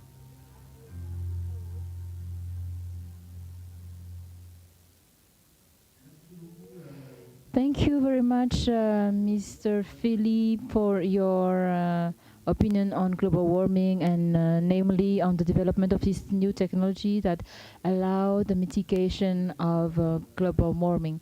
All actors have their place, from experts to private sector, all relevant actors for that. Polyterre, to sum up, as Mr. Philippe said, its objective is to regreen the soil and the arid soil, and especially for Madagascar in the south. And in these conferences to promote these initiatives and researches that can change things in the long term. So I wanted to give a round of applause for Mr. Philippe Owaki. And we wish you a nice trip to Madagascar. We'll follow up with another topic, which is blue economy. This is a central topic because this is a growth, a driver, and marine transport. Blue economy in general is involve all economy and marine economy. So we are happy to welcome an international expert in blue economy, which accompanied this Indian Ocean Sustainable Development Conference, who wanted to translate technical stake into a real business. I'm happy to introduce you Mrs. Rafaela Le Jouvelot, which is an expert in blue economy. The floor is yours. Morning all. Good morning to all of you, Excellencies, and all the audience, and thank you for this invitation. Congratulations to the team for the harmonization of this Indian Ocean Conference. I'm very honored to be invited to take the floor, and the TF261 asked me to talk about blue economy. So effectively there are many things that have been said. I am a speaker, and namely with the UCM, the Catholic University. We work on blue economy concept and nature-based with territory, coastal territory, and aquaculture. We collaborate with all these sectors, so it allowed me to work on more practical and tangible questions on blue economy. So I wanted to reflect on some points and for all the future of the programs in this issued from this conference, especially in terms of blue economy, because things are the limit, the boundaries are changing. Everybody talks about blue economy, and there's a lot of expectations behind it. So what we put, for example, where behind blue economies, where are the boundary between the land and the seas? Because this is an economy, we called it a marine economy before, with different activities, like we talked about ocean economy, marine transport, fisheries, aquaculture, and oil, hydrocarbons, exploitation. But are we talking about geographical boundary? Now the huge part of the population is living nearby the coasts and 50 kilometers, 100 kilometers from the sea. So when you talk about the coastal economy, is that blue economy as well? Because we are islands, and big islands like Madagascar don't own the blue economy, because what's happening in the land has a consequence on seas. For example, pollution, quality of coastal waters. And we all know that pollution, so with plastic things issued from human activities inland. So on blue economy, many things have been said. So we can ask the question, what activities are we going to implement under blue economy? For example, marine-related activities, marine-based activities. The World Bank and other entities said we cannot put all marine activities under blue economy. So that's the reflection that we have with the UCM and other speakers as well. What's blue economy on this concept of blue economy? After using all our resources, land resources, are we going to move to exploit marine resources?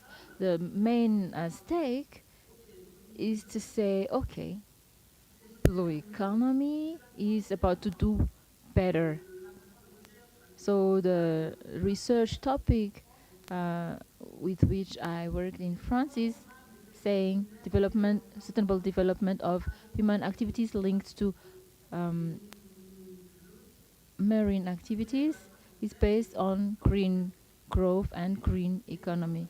But blue companies can create jobs and added value by investing in the maintaining of marine ecosystem and the restoration of marine ecosystem and progress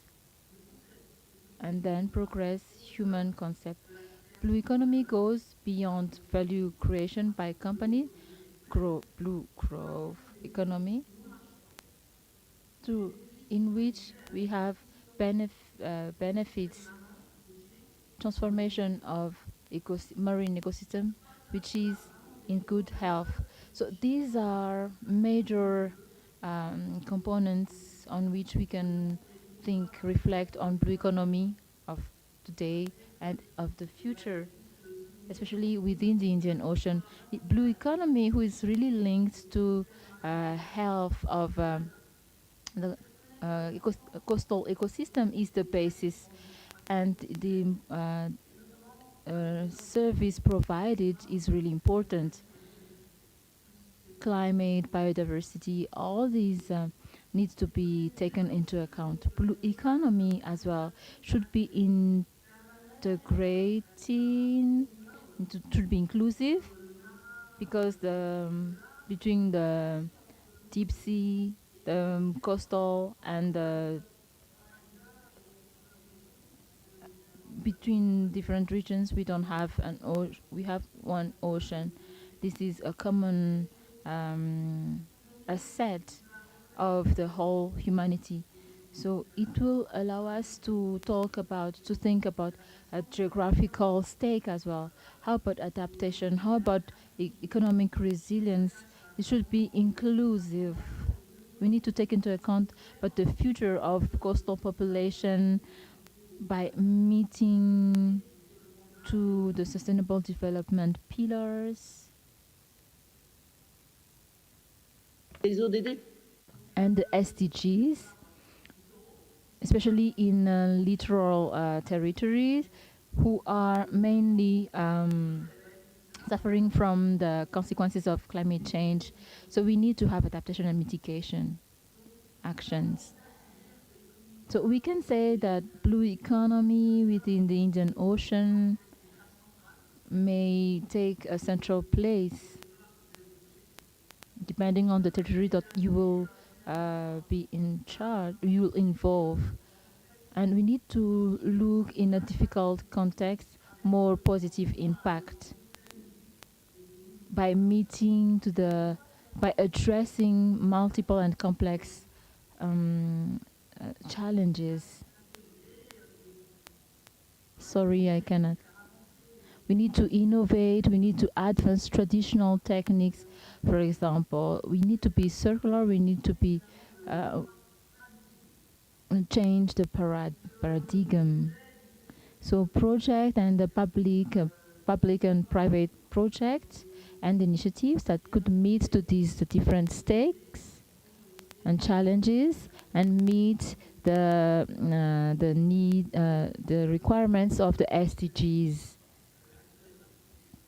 of the current conference. To end, I wanted to give you 2 examples on which we worked, and I'm a founder and member chair of Respect in France, who gather private actors of blue economy across sectoral, very important, who gather all economic actors from startup and up to big groups and associations.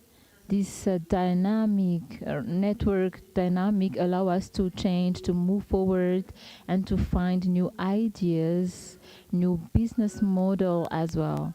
So I think that this is an example that we need to have in mind for the future of this conference.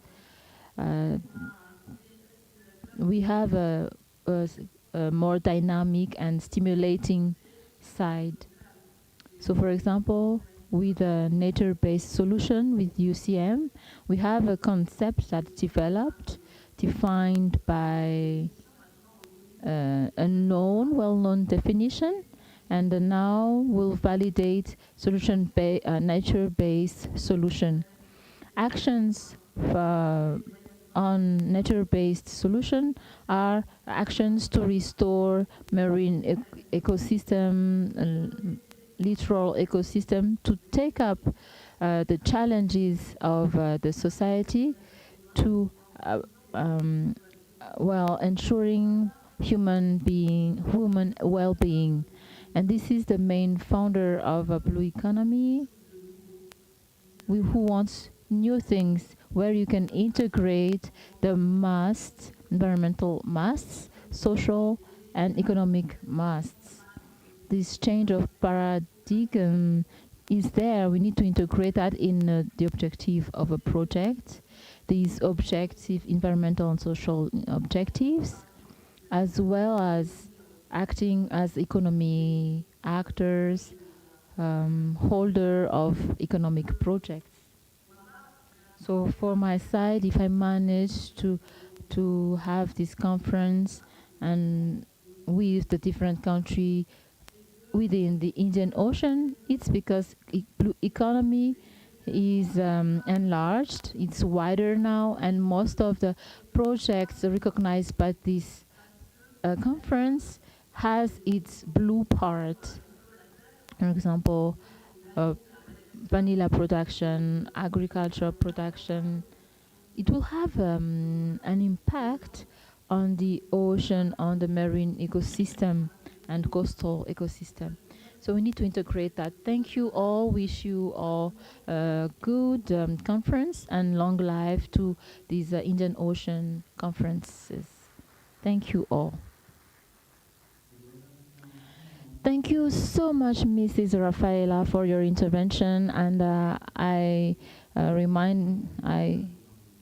the ocean is the common wealth, common asset of the humanity. So we are sharing this marine area. So it's important to protect our seas through sustainable initiatives, sustainable economic initiatives. So there is a project on blue economy who have been selected during this first session of Indian Ocean Sustainable Development Conference, who are rich and will attract your interest. We will move to a third topic, a topic that is very important now, which is carbon compensation strategy, decarbonization. As we all know it, we have Matthew Ram today, who is an expert in forest carbon and co-founder of Iteraka, who will remind us of the basis knowledge on carbon markets and all the challenges linked to these carbon markets, and on the needs to develop this activity in the coming years to achieve SDGs. The floor is yours, Matthew Ram.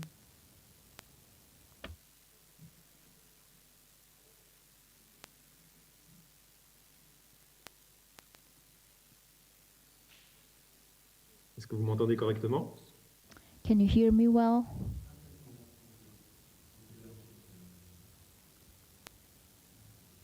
Can carry on. I shared my screen. I don't know if the participant can see. Ok, je démarre. Excellent. Excellencies, ladies and gentlemen, ministers, organizers, and all the participants, good morning. First, thank you very much for this invitation. I would like to present to you, as I was asked to do, a state of existing of the Indian Ocean carbon and the carbon compensation market. I will try to be concise and short with regard to the carbon market in the region.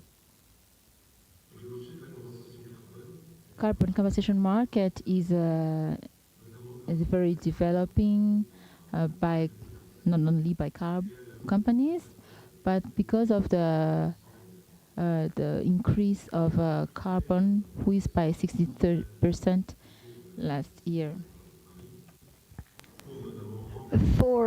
In order for us to replace this mechanism for the development, or DP or DCM that you know in English, and maybe you've already heard about it, which are in the Kyoto Protocol, the mechanism of regulation composition is now placed for the voluntary carbon market that is ongoing.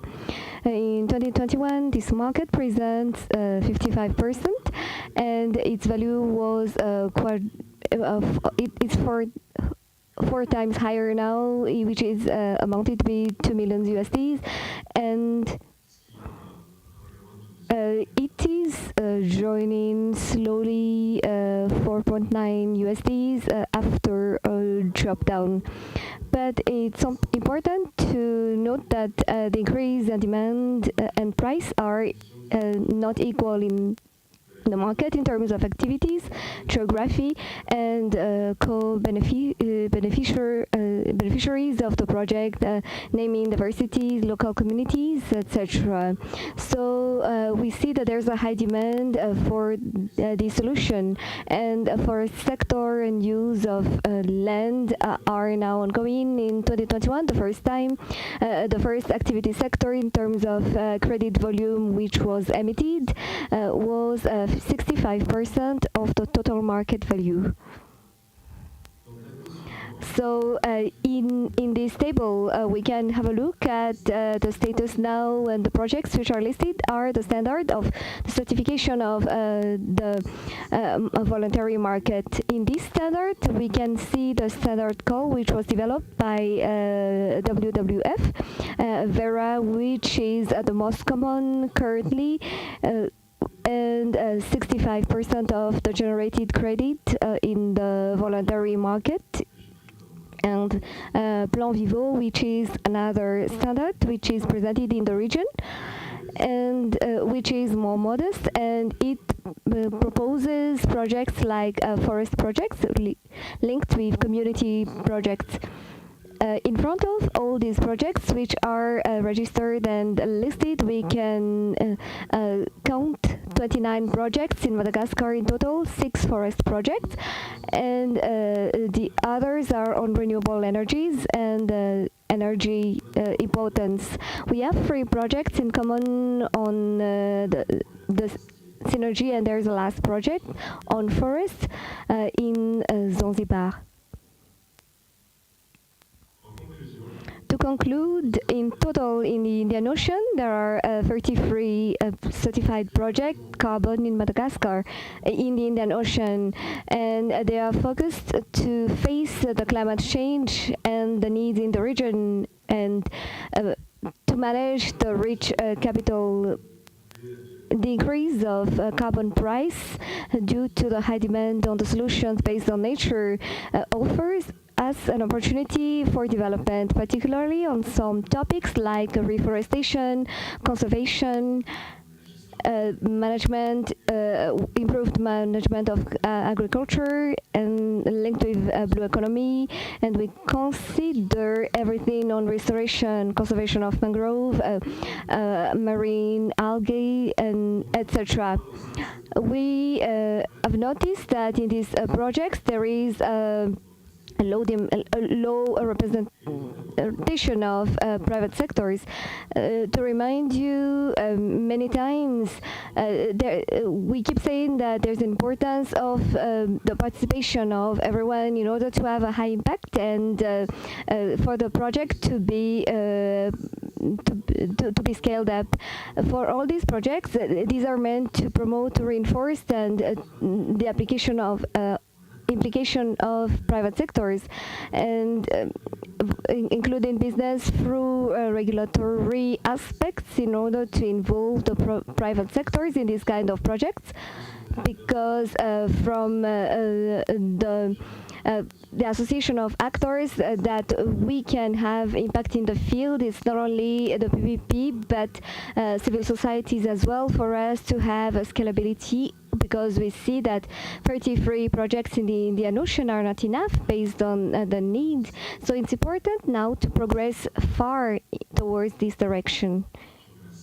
Thank you very much for your attention. Thank you, Mr. Mathuram, for this presentation on the credit carbon market, which is a very attractive market and which requires consequent investment and structured investments for implementation. And all stakeholders need to be involved, and now it's opportunity to talk about another project, because when we talk about stakeholders, we shouldn't forget the civil societies. I'm talking about NGOs and associations, and we are honored and pleased to collaborate with an association that is called that's an NGO which is called Drive Forest. Their main activity is to plant baobab in the whole country of Madagascar.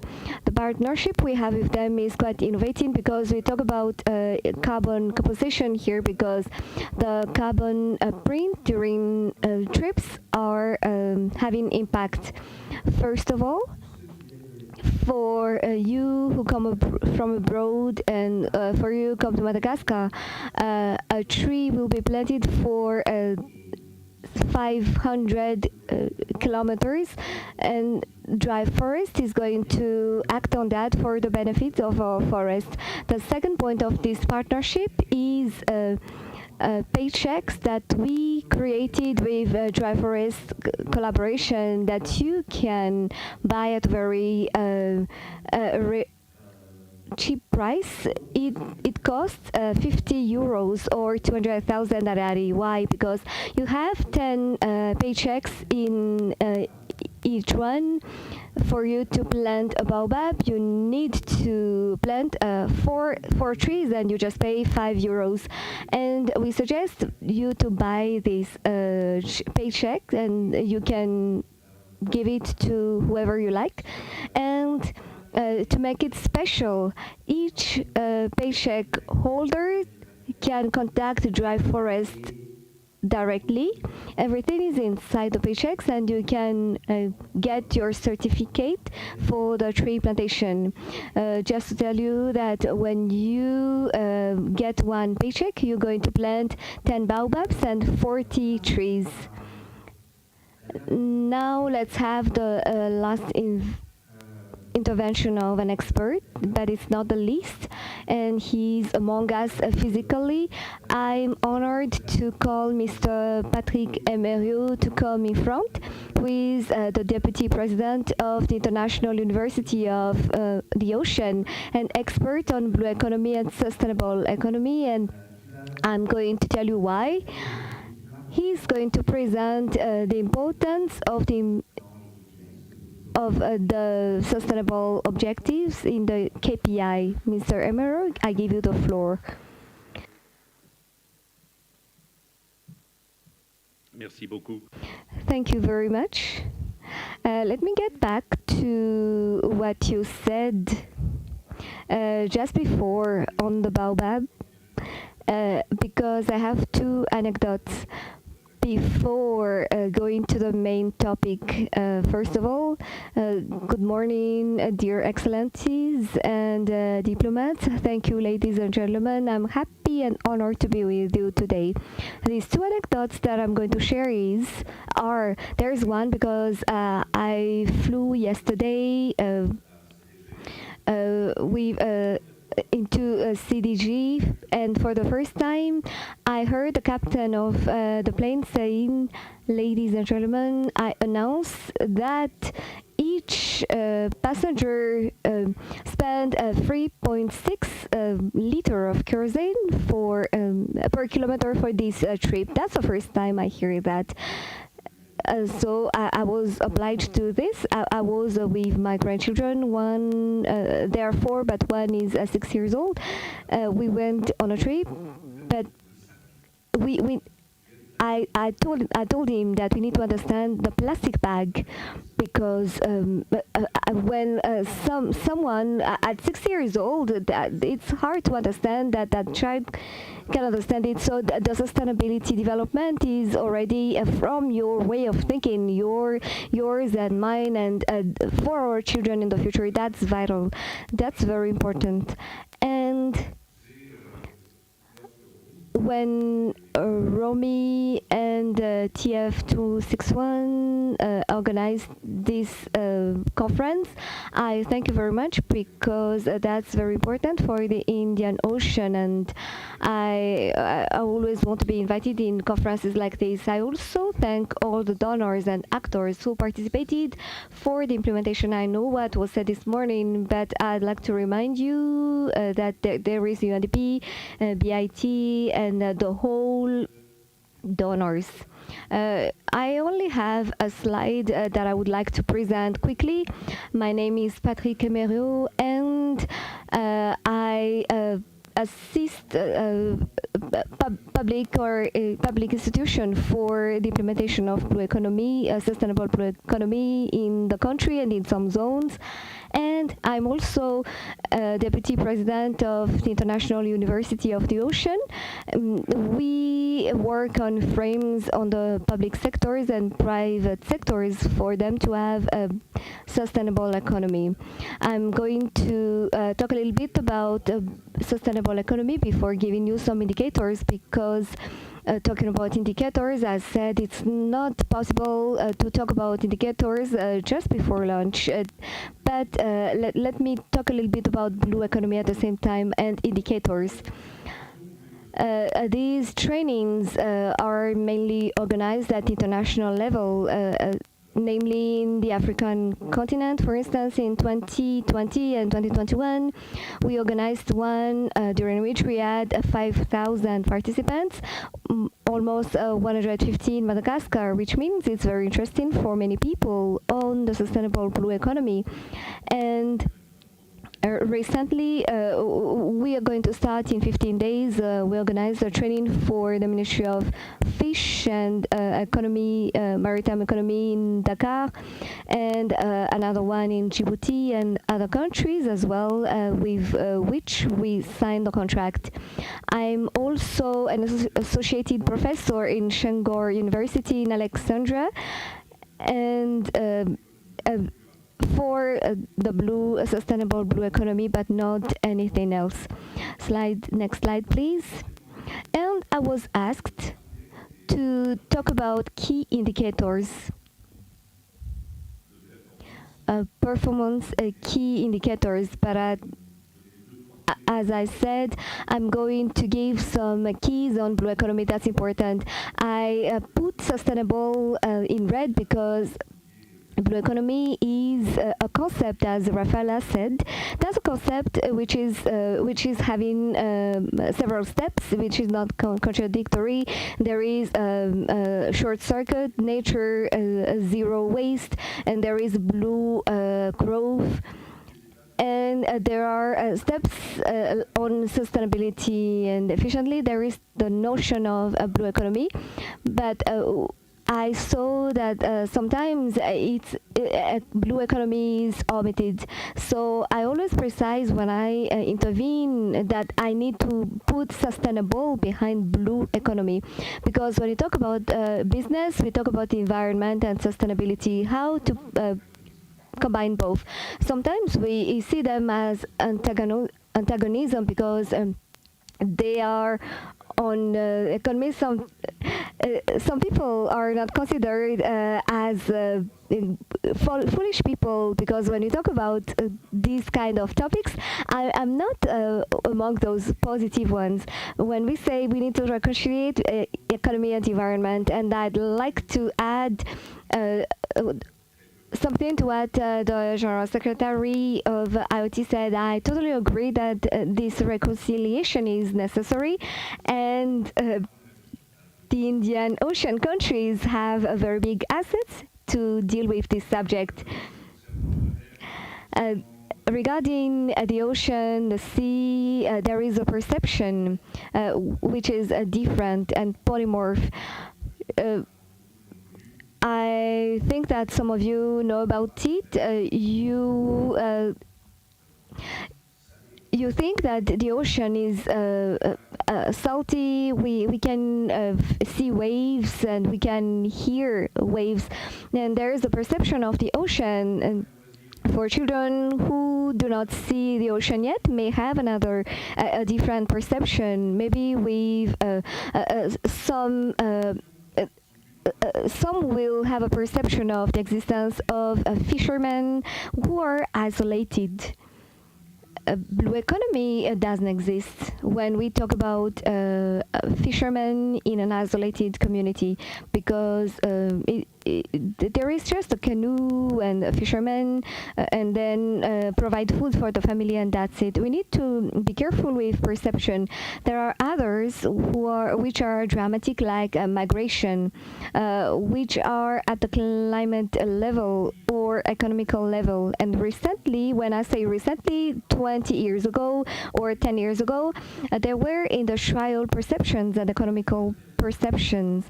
It's very interesting to look at that from mapping, how to look at the mapping in terms of ocean and sea perception. We can see new perceptions. There are submarines and oceanography, bathymetry. It's very fantastic to have a look at this. The pollution, different pollutions like plastic pollutions and oil and so on. Looking at the geographical map on the fishing zones, when we say the ocean has no border, no, it has borders, and we all know about the exclusive marine zone. There are a lot of mappings, and these mappings refer to the use and the activities, and we have more than 200 of them. We counted them in our university. There are 300 of them. What are the uses? There are small-scale fishers, and there are industrial fishing, water and gas, and etc. The blue economy is not certainly an amalgam of all these activities. It's an error to consider that the sustainable blue economy are linked to these activities. In opposed to that, it's a chance to have all activities which are linked with each other to create a value while trying to remain sustainable. So I have a definition. That's my own definition. You can have your own definition, because each word has an importance. Blue economy is characterized with the use and the exploitation which is reasoned and framed. If it has no reason, and if it's not framed, it's nothing. And then water and littoral and marine resources by human for everyone's profit. And human beings, while preserving and improving, and talking about improvement, we need to avoid prevent within the IoT. I loved your speech. I'm sorry to take it as a reference because it's clear. It's almost like what you said. Human beings own projects. We're here to talk about economy and enterprise and the creation of projects. We need to start thinking about how to prevent. It's not only to cure, but it's also to prevent. It's very important. And here's my definition. I lost 5 minutes of saying nonsense, and maybe let's talk about KPIs. Next slide, please.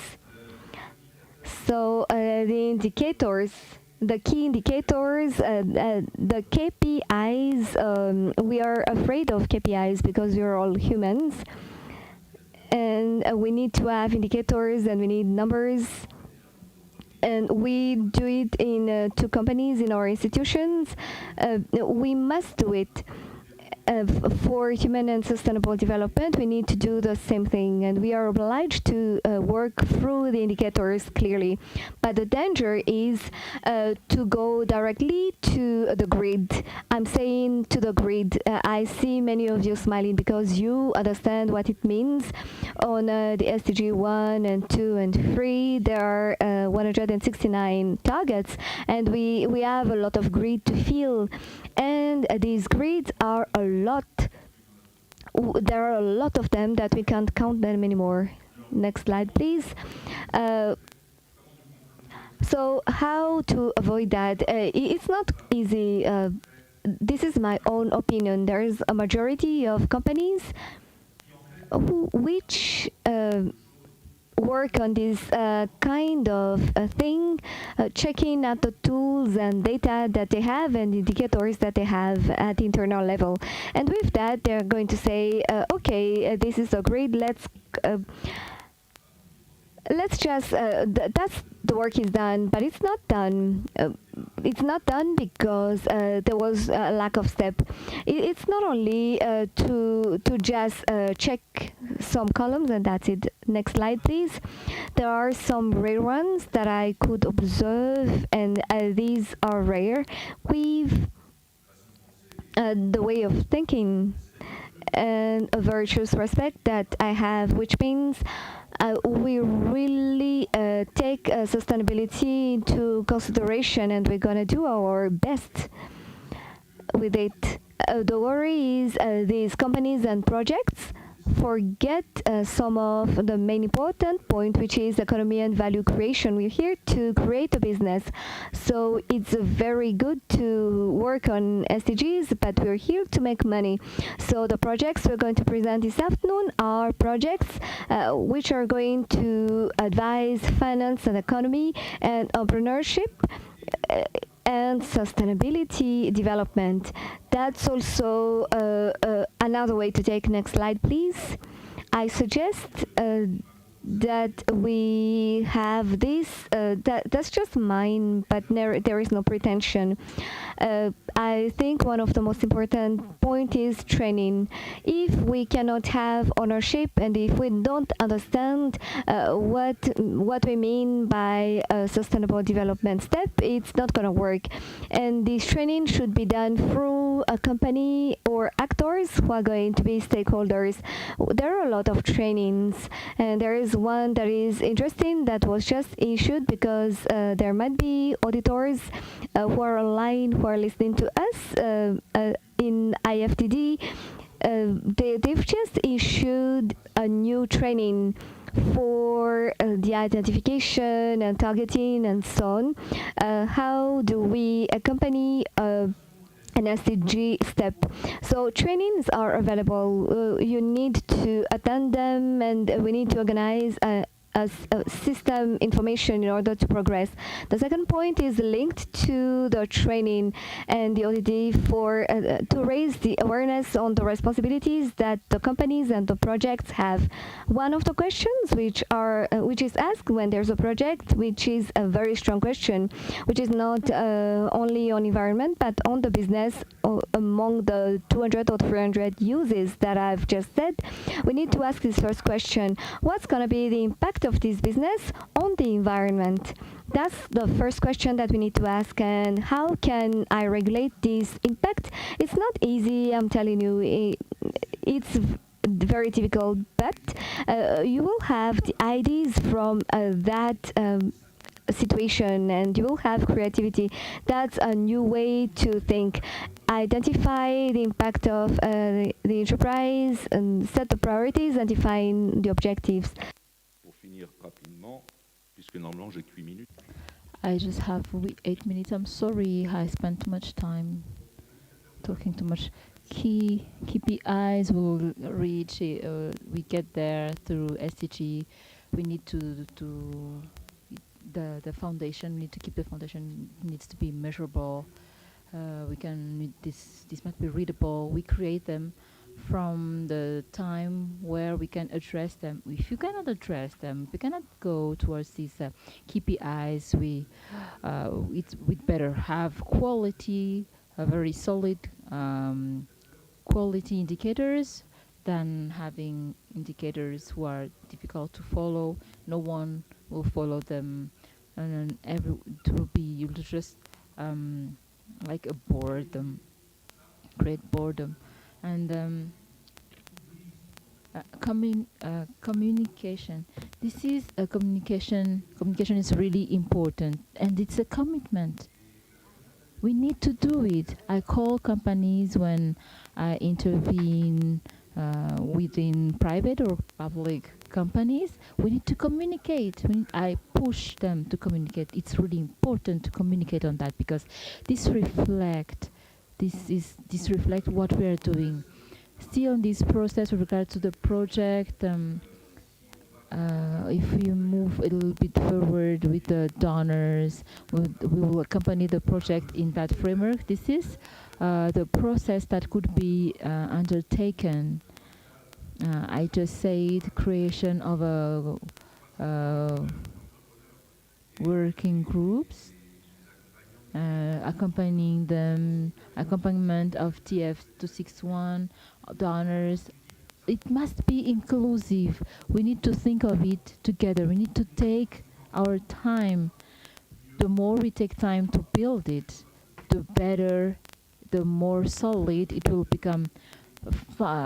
Choosing methodological guide, there are many of them for the targeting. So we need to choose one. And we have, it just needs to meet the requirements of an United Nations organization. We need a methodology. Training on SDGs, I've talked about that. I'm not going to spend time on the others. Next slide. Yes, I talked about tools as well. There are comparative analysis tools that we have now. There are many things, many tools, and you just need to choose one or two of them. There are tools, for example, like prioritizing targets, SDG targets. These are, for example, IFTD tools, because their steps their process is really interesting, and you can see that on the difference. The idea, I will end here. There are two ecosystem, SDG ecosystem. For some it's blurry, but you need to get in, and this SDG ecosystem must be done with the specificity, the particularities of the country, with the particularities of the area, with their strategic plan within the Indian Ocean. We have the National Development Plan within Madagascar, so we need to be in line. We need to take into account those. I'm not going to talk about the other islands that I agreed. Now I congratulate who moved, were in advance in terms of these, like they have natural parks, protected areas. In Seychelles, there are many of them. I'm not here to give you a moral. There are many there are countries who issued many things. This expertise, this experience is really important within the Indian Ocean. The opportunity is to share this community, share this same area. You can enrich, create value based on different projects that have been implemented. No matter what it is, culture, mangroves, you can think of it and reflect on them together. So to end, we shouldn't forget that we need to be realistic as well. Within a sustainable blue economy, there are 5 key things: geopolitics, governance, economy, environment, and social and societal. So I listed the geoeconomic. We are a sovereign country. We need to communicate, but I believe that this community, this value economy, this future, I think the story will tell us the result. Thank you. Merci, Monsieur Emerio, pour votre intervention. Thank you, Mr.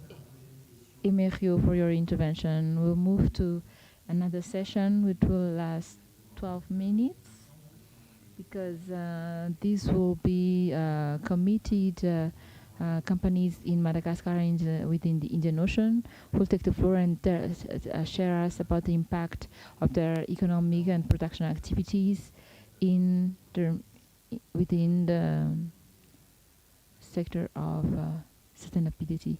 I invite Karen to introduce them.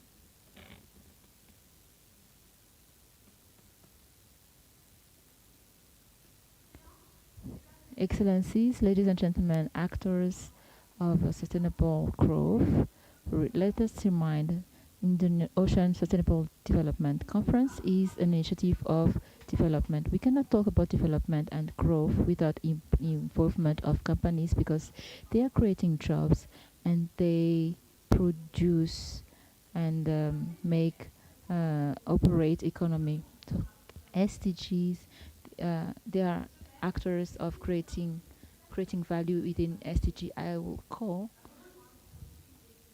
actors of private sector to talk about stakes of sustainability. We need to build the future. That's the motto. Group Philatex is engaged throughout its societal and corporate social responsibilities. I will invite the founder and CEO of Philatex, Hassan Yevaroshen, to take the floor.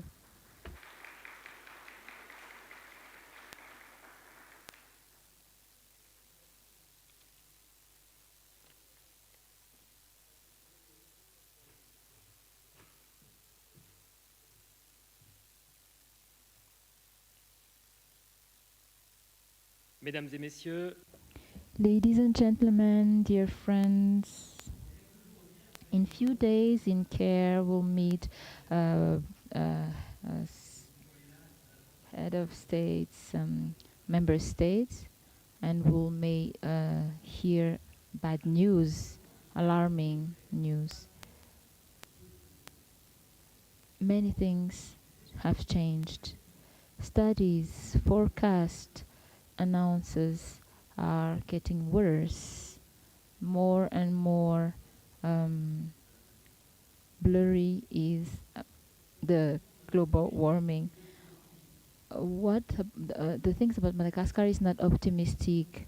A repetitive drought in the south show us that something is changing.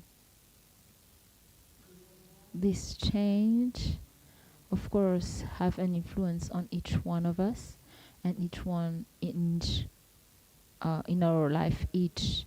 For my part, I'm convinced that each one of us can and must act to reverse the trend, and by mitigating these effects. This conviction is fed by the fact that our country has an opportunity to take with its development, accompany in development by minimizing carbon emission and by managing natural resources. You have understood there are houses burned. I committed the group, Philatex group, in a way through a more respectful steps towards the development. We have developed our MOU. This is not greenwasher. An activity is polluting, but engage massive investment to minimize the negative impact of this industry. Certainly, because I belong to a generation sensitive to climate issues, I understand the stake to reflect on the way we produce energy that we provide to national grid. With my team, I had this reflection with other experts, national and international. We need to review our model. We have launched a basis of hybridization of our power plant, to reduce our fuel consumption and find a more healthy and renewable source of energy that we can produce nearby consumption centers to reduce consumption of electricity. This hybridization have another advantage. Electricity as produced from solar, local resources, renewable and free. Its selling price is more attractive. And I confess, it was not easy to launch such an hybridization program. The other speaker found an interest in it. Now the phases of this project are done. Our installation are completely hybrid, and for the case of Tamatave, Diego, Majanga in Tulia, where we have set up our last solar parks. We will not stay there, not stop there. Our objective is to reach 150 megawatt from renewable energy produced here in Madagascar, and we will not stop there because it's easier and to produce solar energy and solar electricity, but this is major. It's really important for our country as well. If the effort of Philatex Group is copied, if other countries can invest in a massive way in the way we produce our energy, Madagascar can become in a decade one of the country who will distribute green energy to its population. Isn't it? Shouldn't we be proud of that, to invest in a new way which is strategic for our future? The current situation is for each one of us an opportunity to innovate, imagine and create, and commit us to be more inventive and creative. So to produce more greener energy, we need to change the free franc zone into photovoltaic panel. In Tuliara, we set up a solar installation that we can collect if there's a cyclone in less than an hour. And this is an innovation that can come from afar. Philatex Group has become a new startup, French startup, who imagined the energy storage without using polluting battery. Making a group Malakas reference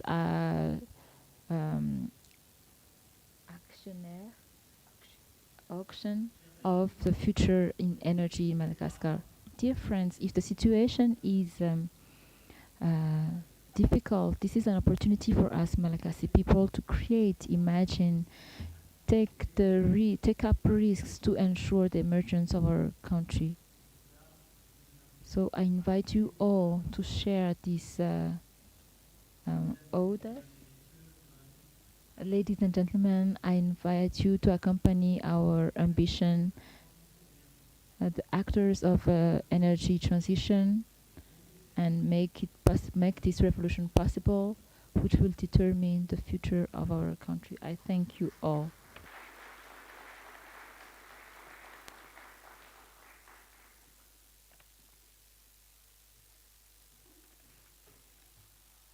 Nous remercions Monsieur. We thank Asne Navarusen for his words. Installed in Madagascar for 70 years now, Castel Group is a major actor in industry and agricultural production. Mrs. Sehindo Lambumana, Director of Communication, will present commitment of STAR for more sustainable production and more responsible production. Thank you. Merci beaucoup, Karen. Thank you very much, Karen. This is Sehenu Ranjiambula Manana. Ladies and gentlemen, honorable guests, in your respective ranks and protocol, morning. Allow me first to recognize and to be proud of the organizers of this conference for giving us 2 days to allow us exchange and to meet investors who came here in Madagascar for the first time. I realized that I would like to be reiterated in other sister islands. So my gratitude towards this for inviting me in this conference, which allow me to share you actions undertaken by STAR Madagascar. We are here with double caps because double responsibilities. STAR is a representative of a private sector, which is the objective of the focus of our meeting here. But this is an actor, and STAR is supporting this conference. So this is our strong representation of our commitment towards our sister island and at international level. It's really important. It was really important to be here today for us because the stakes are real, and the the emergency is real. We need to take actions that can be adapted at all sectors, namely private sectors. Star Madagascar, as told by Karen, is an committed economic actors for more than 70 years now in Madagascar. It has double connotation because we talk about environmental and economic duality, which should be seen within each private sector. First, we want to produce consumption gain. Our production must integrate environment and take into account climate crisis. We need to produce smartly and consume smartly. It's not easy at different level. Even if this awareness, this consciousness started, we started to invest in sustainable development. It's not easy because even if we want it, we are not yet able to find sustainable solution to be more to produce more sustainably. And we don't have enough support and exchange with our collaborators in the private sector and hand in hand with the public sector, so that our activity is better framed, and so that we can have an exchange platform to learn from our different colleagues and collaborators at national or regional level. So the reason, that's why we are here. We want to do it. We are doing it already. The Minister of Sustainable Development said it this morning.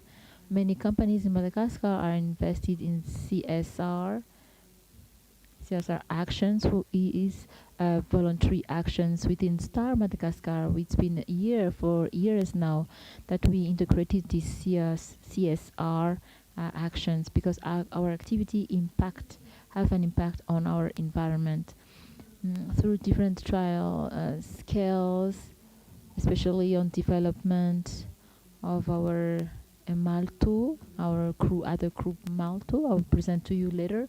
Malto is a sector of Star, jointly work with 18,000 farmers in producing orge.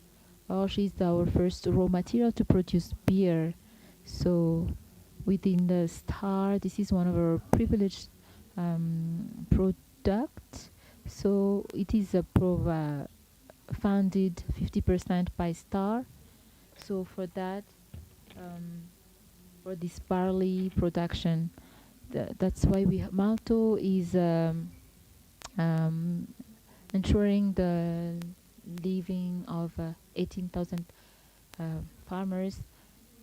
It's really important because it allows then 18,000 farmers to live and push local economies in areas where we are producing this barley, the Malto. We are a local company to reduce our carbon prints, and to promote circular economy. Our main raw material is barley. It's produced locally, and maize produced locally, and so on. Apart from Malto, we also work especially to improve our management system and production system through different certification on our exploitation, namely ISO 9001, and in a near future 14001 and 45001 as well. This will allow us to produce quality production and standard products. I will talk as well about our revalorization of waste, like the reuse of our broken bottles.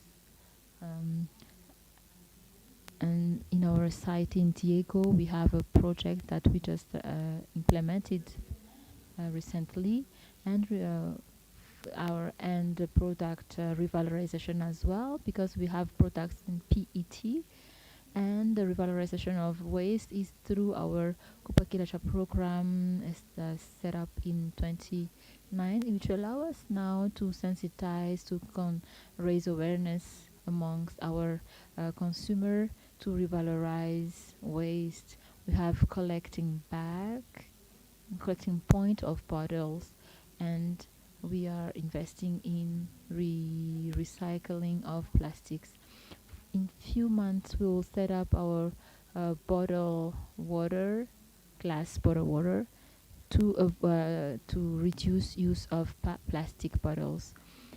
If we are here today, it's because we are conscious, and there are still many things to be done, and we need to have new ideas inspired from projected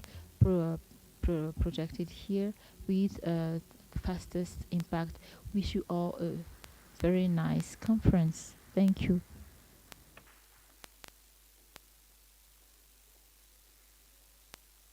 Nous remercions. So we thank Mrs. Sehenu Randiambula Manana for her intervention. Companies want to be more accountable. That's what Mrs. Sehenu Randiambula Manana just presented to us. They integrate in their strategy societal, corporate matters, but there are still many things to be done to achieve the SDGs by 2030. So I call the CEO of Sodin to come.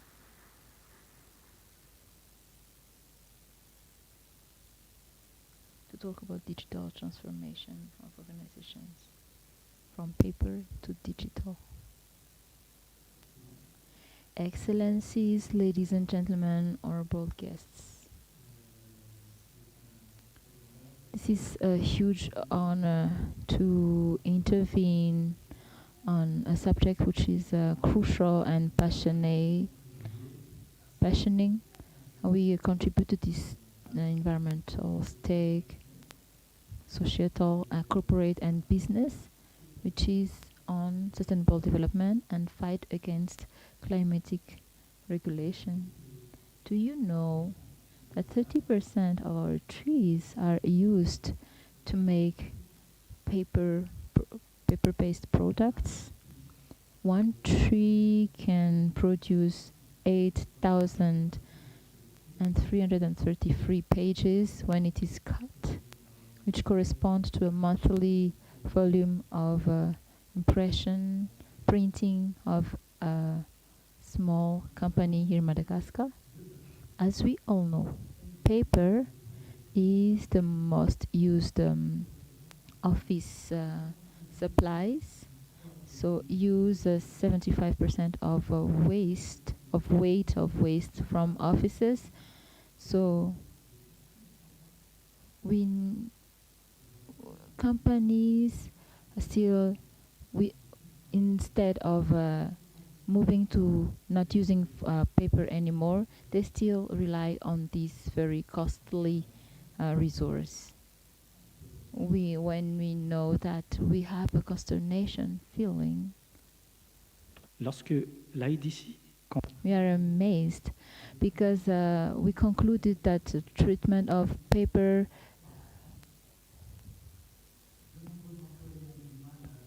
lots of workers are not able to do their daily works due to the quantity of information that they have to process, and use of paper which is not done in an efficient way. That we can understand that digital transformation professionals, we understand them more. The first cause is not linked to the cost, but more of the acculturation deficit of the management on digital transformation. The people are reluctant and they hinder all initiatives. However, there are many advantage for the company As in addition, sustainable development can count on the technologies who are able to measure and allow decision making. We have a logic intelligence there, which can give us a good service, a low cost, financial and energy. Organizations don't have other choice that to mobilize themselves actively in reducing their carbon prints, because this is a must for in terms of economy for businesses and for companies. But even if the solution help companies to reduce their waste, reducing printing is not enough. We need to give more when we are printing, when we rely on printing. Now organization needs need to have a link between digital and which allow to pilot continuously on carbon emission.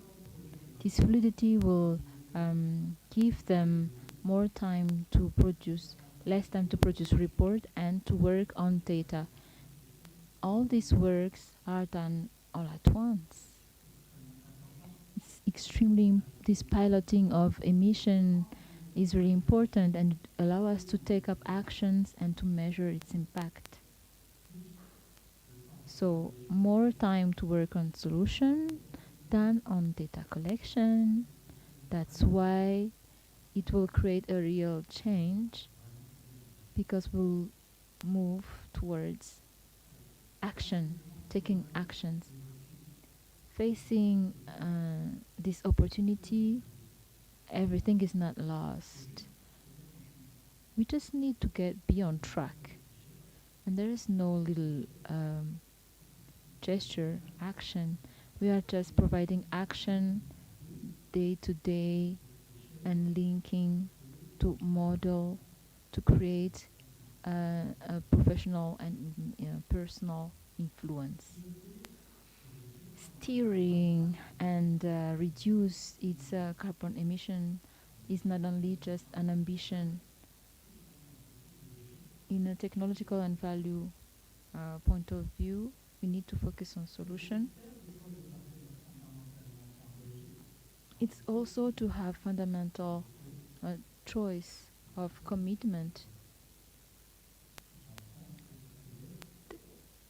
These are partners, QR, RICO for the 6th year have been honored by Energista as the best partner in the fight against a climate crisis, and hit all the solution from afar in the centralized management of printing, and QR is the solution for paperless, for being paperless and dematerialization of process. So we'll continue, DIM will continue to accompany them, because we want reduction of carbon emission should be an important part of our work. How DIM accompany this project for our own commitment in our own way. All solutions are tested and used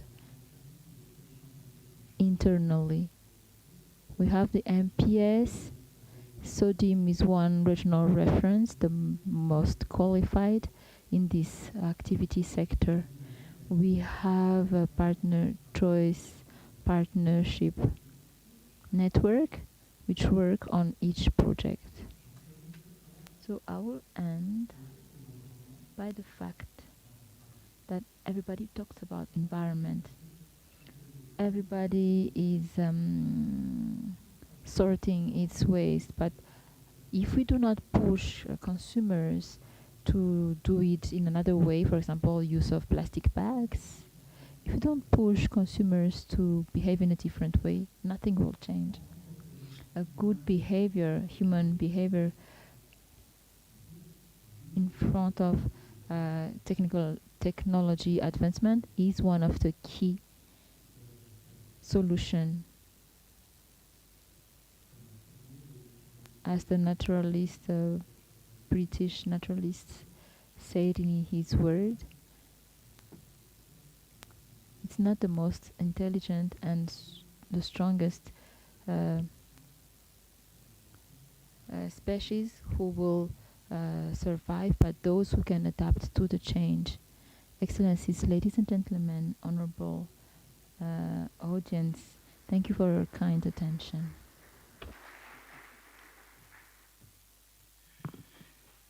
Je vous remercie, Monsieur. Thank you very much, Mr. Aina Gabriel. I would like to invite the last partner now.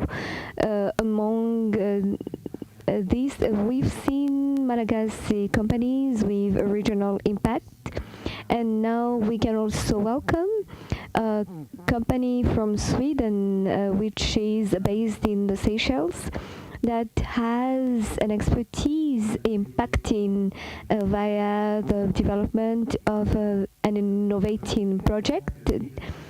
And I just want to remind you that we have headsets in the room because he's going to speak in English. Mr. Martin Rank, Chief Strategy Officer of Way Out, to take the floor, please.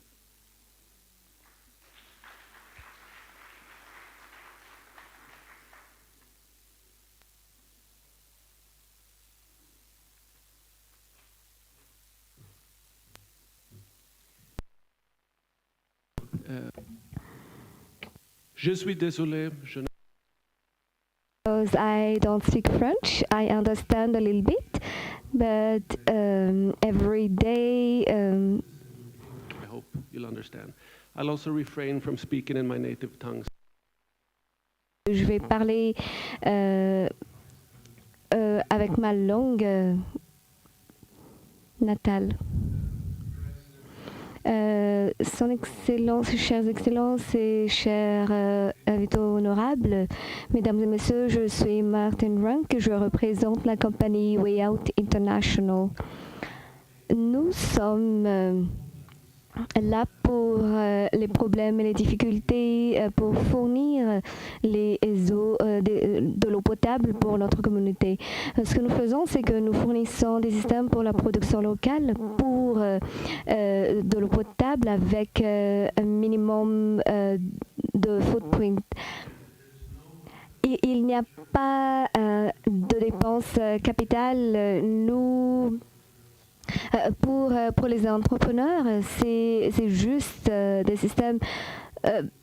Il y a ce concept qui a été créé aux Seychelles il y a 4 ans de cela, quand mon co-fondateur et moi nous étions allés à Eden Island. C'est une île artificielle. Nous étions allés dans un appartement. La première chose qu'on a fait, c'est d'aller collecter des paquets en plastique qui ont été utilisés. Et puis, nous avons apporté cela dans nos réfrigérateurs. Alors, on a pensé que non, c'est pas ça. Ça ne doit pas être la façon dont nous allons consommer de l'eau pour pouvoir boire. Il y a des précipitations, il y a par exemple, pendant l'hiver, il y a beaucoup de neige et là, nous avons compris le besoin de notre planète, mais quand nous avons développé ce concept, nous avons réalisé que l'accès à la disponibilité de l'eau potable, c'est vraiment un grand problème. Qu'est-ce qui est mauvais avec de l'eau en plastique? Premièrement, votre standard de 50 centilitres cela génère des CO2 dans l'atmosphère, c'est-à-dire c'est comme si on génère de CO2 dans l'atmosphère. Alors les recyclages au niveau global, dans le sud, nous avons d'autres priorités. Nous avons aussi d'autres priorités en tête à part les recyclages. Alors, moins de 10% sont recyclés, les autres sont empilés. Nous avons des montagnes de plastique utilisées. Et cela prend plus de 500 ans pour dégrader. En attendant, les microplastiques pourraient être mangés par les poissons et par nous-mêmes et pourraient être aspirés dans notre système sanguin. Et vous allez devenir ce que vous mangez si vous mangez des plastiques. Ces plastiques à usage unique sont aussi... cela prend 3 litres d'eau à produire, c'est-à-dire les 75% sont juste dépensés. Et les plastiques aussi utilisent plus d'énergie. Pensez à ces énergies. Alors à chaque fois qu'on boit une bouteille d'eau en plastique, nous allons impacter ce changement climatique. Au niveau du Nord, qui est plus impacté par le changement climatique, nous voyons des syllabes, nous avons vu des cyclones, des tempêtes, des précipitations, des vagues, des sécheresses, des pandémies, et nous avons aussi créé des extinctions massives. Nous avons aussi vu que au niveau des îles de l'océan Indien, nous avons des plastiques qui sont dans les côtes, dans le monde du Nord. Là, au niveau de l'océan Indien, nous attendons à des natures et des expériences comme cela, c'est-à-dire la Terre était comme cela tout au début de l'histoire, mais malheureusement, ce n'est pas le cas. Alors, l'idée, c'est que on va faire autrement. Nous avons posé la question, si nous voulons commencer la sensibilisation aujourd'hui, comment allons-nous le faire? Quand on dit plastique et le fait de créer des environnements, nous avons besoin d'exploiter les ressources que nous avons. Au lieu de cela, nous avons créé des systèmes pour produire de l'eau au niveau local. Je ne vais pas l'expliquer maintenant parce que je n'ai que 2 minutes, mais il y a cette technologie et un standard pour mettre de l'eau dans un conteneur et puis faciliter son transport. Nous pouvons prendre de l'eau salée de l'océan et puis désaliner cela. Nous pouvons utiliser cela pour de l'eau dans les industries et puis tourner cela en eau potable. Ce sera de l'eau très potable. Il y a des systèmes qui pourraient vous priver des minéraux que vous avez besoin en buvant.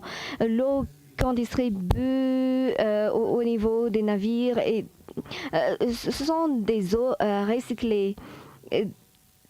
Il y a 1,5 milliard des bouteilles en plastique sont utilisées.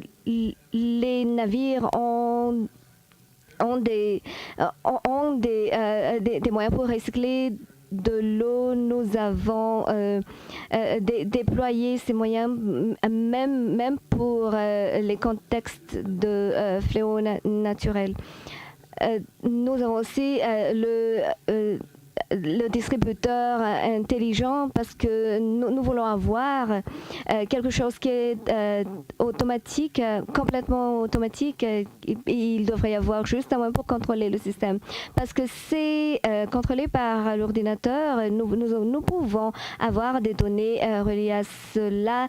Ces données sont maintenant stockées et analysées juste au niveau du distributeur. Vous pouvez avoir des distributeurs dans la cuisine, au travail et partout.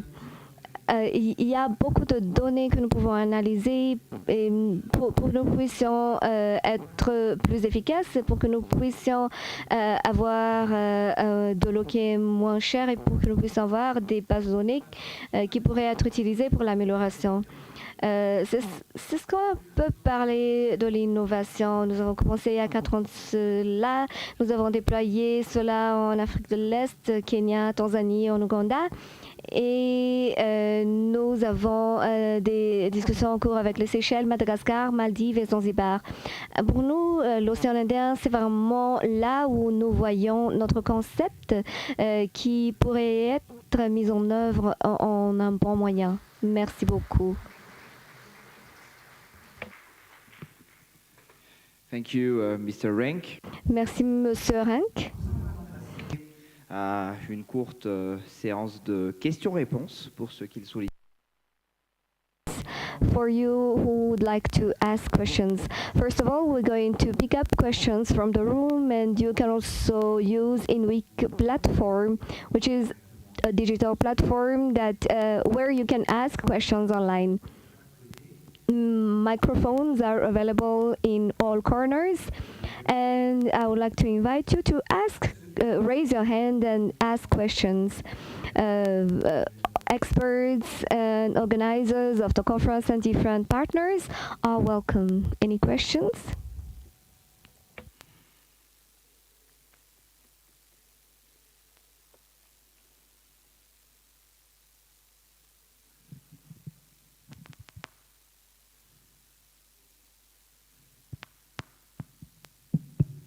Merci beaucoup. Thank you very much for all these interesting presentations. I'm director of the Political Institute in Madagascar, and I have a question for our speakers.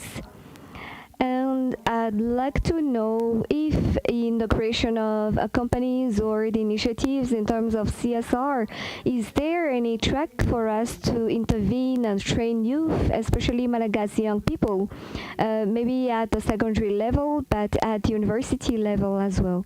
Merci beaucoup pour cette première question. Thank you very much for that first question. Second question, dear Secretary General of IoC.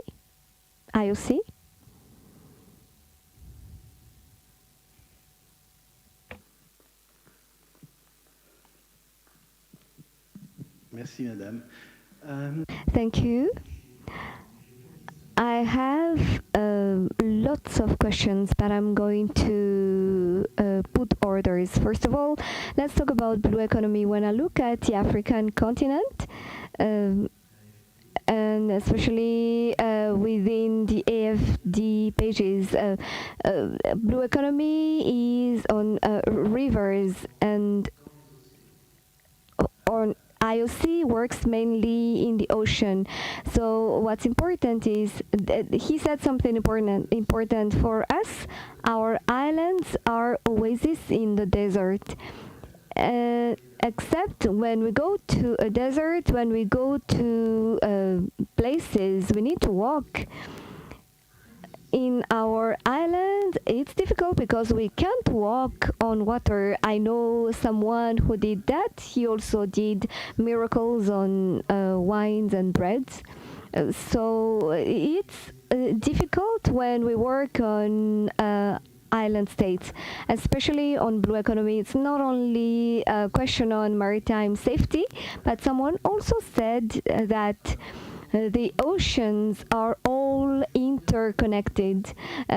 now let me talk about the plastic issues. Even if in the islands we produce a little bit with water going to the ocean, mainly plastics come from the Asian countries. So we need to discuss at another level. That's the first point. The second point is in the question on the new politics of European Union.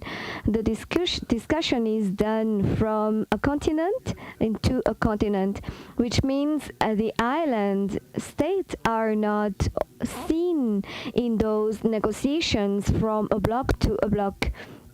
And I'm wondering for I'm asking for the IOC in Addis Ababa to support this discussion, to support so that in the island countries should be part of the Indian Ocean or the Atlantic Ocean. When there's a meeting on these questions, the island states are not considered, and the island states are. I'm wondering, what about the coastal countries in the African continent who have access to the ocean? That's the first point. But the second point is an answer to what our colleague asked. It's not late to start a training at a secondary school or a university. Because now there's a training on sustainable development for all university students, whatever their field is, like philosophy, politics.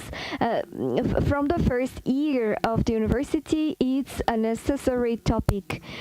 Just to tell you that we need to start earlier, and especially in the training for vocational training. To do that is very complicated, and it's not complicated at the same time. We have in our island different trainings on the ocean economy, and we can also have a kind of mutual campus where students can go and study there. At the same time, we also need to put the organization in the place, and we need to help the politics to make decisions on scientific evidences, but not on what they feel. There is a very big work to do on that, and I'm sure it can be done, but to achieve it, to think in terms of science and research, we need to really invest in this sector. That's why I think that there is one of the ideas that we can use to work with donors and international organizations. Someone talked about the International University of the Ocean. At the end of the process, we need to have science, which means have an institution of the ocean science in the zones which are not armed concrete, because when we have walls, then there is a limitation. But we need to think in terms of from preschool until the end, we have this preoccupation, and which is based on the support or the support to public policies and concerning the whole ocean, especially the whole sectors. That's just a remark, but not questions. Thank you very much, dear Secretary General, for these relevant remarks, which are part of our exchanges today. I'd like to answer the question about the vocational training on the project. Now we collaborate with two entities. The first one is ILO, and then ODD. The goal with ILO is to develop programs to revalue decent works, because these are business projects and can generate works. But in terms of number, if the projects are numerous but which have no value and there's no perspective of evolution, this is in vain. The partnership with ICD is very targeted, and it's linked to the intervention of the General Secretary of IOC, even if it's in a quite different framework. It aims to train the students in a professional way for them to have a work on blue economy or decarbonization or on the fight against climate change, with a stress on youth, because the population of the Indian Ocean is young, and they need a capacity building for them to be productive at work and for projects and activities to be efficient. I'd like to give a precision that we're going to have a lunch, so I invite those who still have questions to use the digital platform which is available to you for you to ask these questions, and the answers will be provided to you shortly. Before giving the floor to my collaborator, Mr. Emery would like to intervene for 2 minutes to react to the intervention of the General Secretary. Mr. Emery, please give a mic to him. Merci beaucoup. Thank you very much. Yes, dear General Secretary. Personally, I can't access what you said about the blocks and African Union. It's clear that there's a need to be heard, and the island states should be given the floor.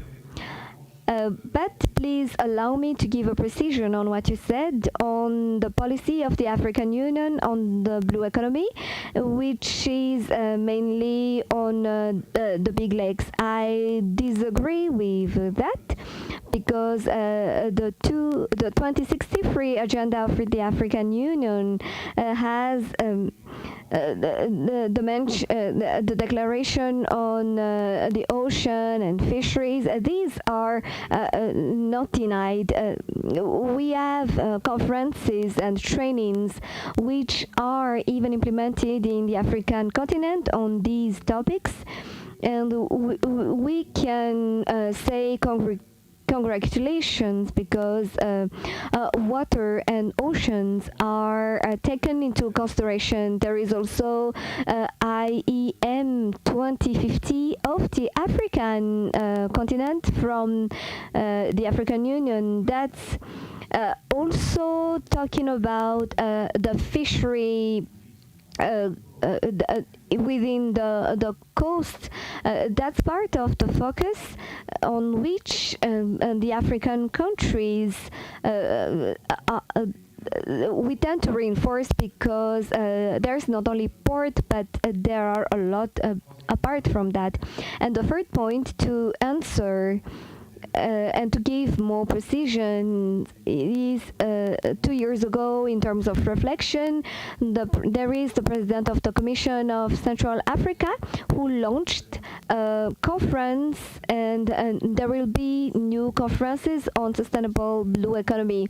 And the conference are this conference is now being prepared because I work in back office on it, and I can tell you that there are hundreds of specialists and experts on sustainable blue economy who also take into consideration the oceans and the coastal areas, as well as deep oceans and lakes. Rafaela emphasized during the pre-sessions that watersheds, for instance, are elements which are very important as regards to blue economy. Big lakes and rivers, yes, but the African Union takes into consideration more than that. Can you please be brief? Regarding the information, just to sum up, we can see up to now that the first big need of training is the frame of public institutions and private companies, but not only training on the uses, but the goal is tourism, etc. The goal is to help them understand the global and holistic approach that they need to understand in terms of blue economy, and then have a capacity building on perspective. We will have opportunities to discuss about it. I totally agree on the virtual but not in-person meetings. And the virtual trainings, I totally agree with that because experts are everywhere. Thank you, Mr. Emerio. These conversations can be continued during the lunch that we will have in Tepanya room, which is at your right when you go out. Just to sum up, the African Union is a partner of the conference and participates in this conference in order to really get advantage of this partnership within the country. This afternoon, we're going to present 30 projects which were kept for this conference, and these are also very interesting. There is also the toolbox of a green fund and impact for projects. There is a series of financial and economical actors who are going to present the different mechanisms.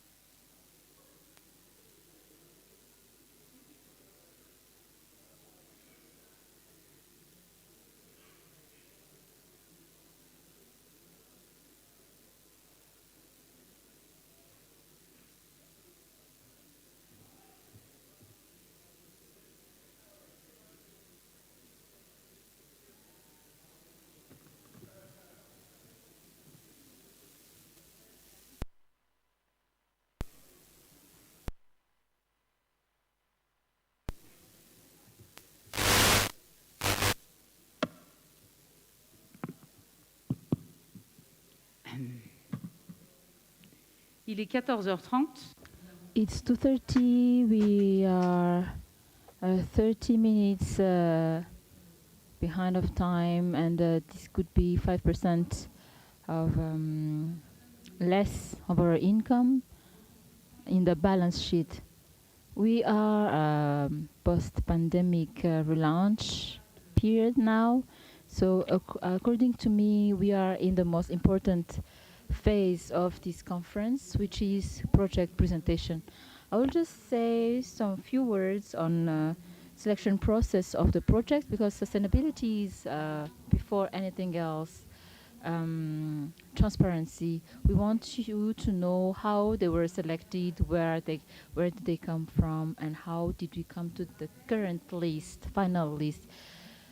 We gather 8 islands of the Indian Oceans in this conference. France with La Réunion and Mayotte, Union of Comoros, Maldives, Tanzania with Zanzibar, Madagascar, Mauritius, and Seychelles.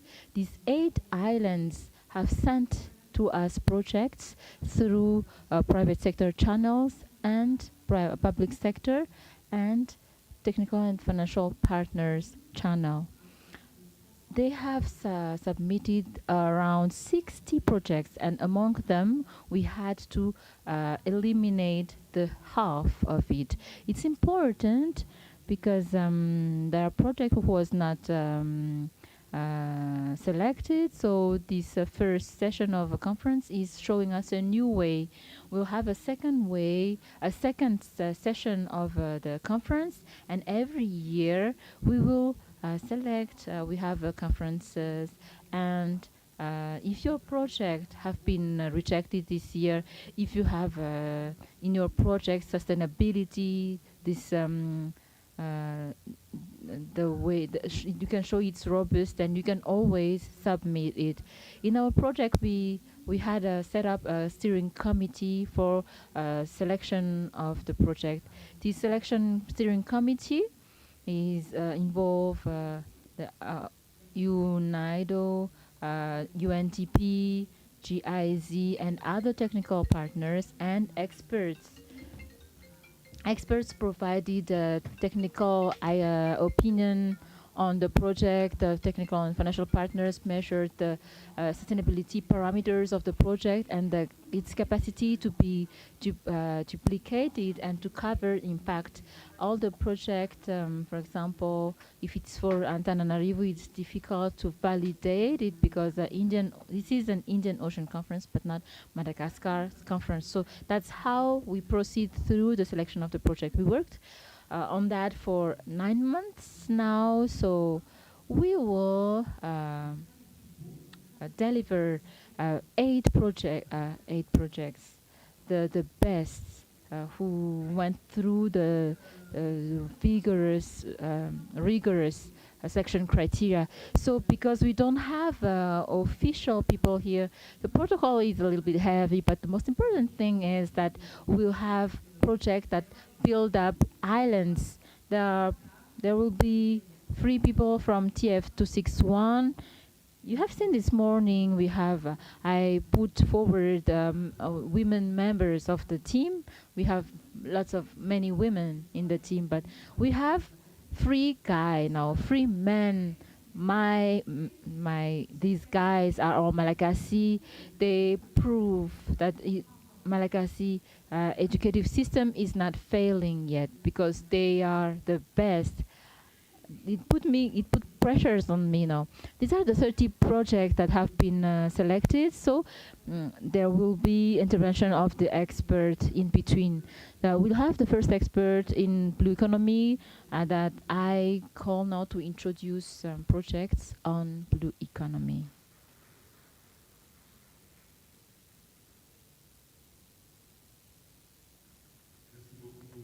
Thank you very much, Romy. Allow me to think, to send thoughts for all technical and financial partners. This is something really difficult and it takes time to build up a project. So let's Let's give a round of applause for all project holders. So to introducing blue economy projects, this is the biggest work to be done is by experts TF 261. I'm just here to just announce it happens.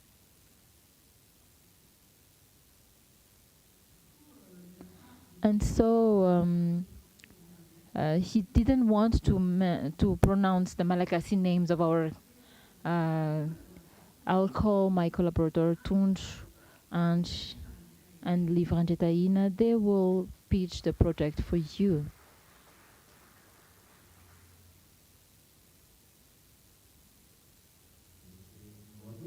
Morning all. I hope that you ate well and you are all fine.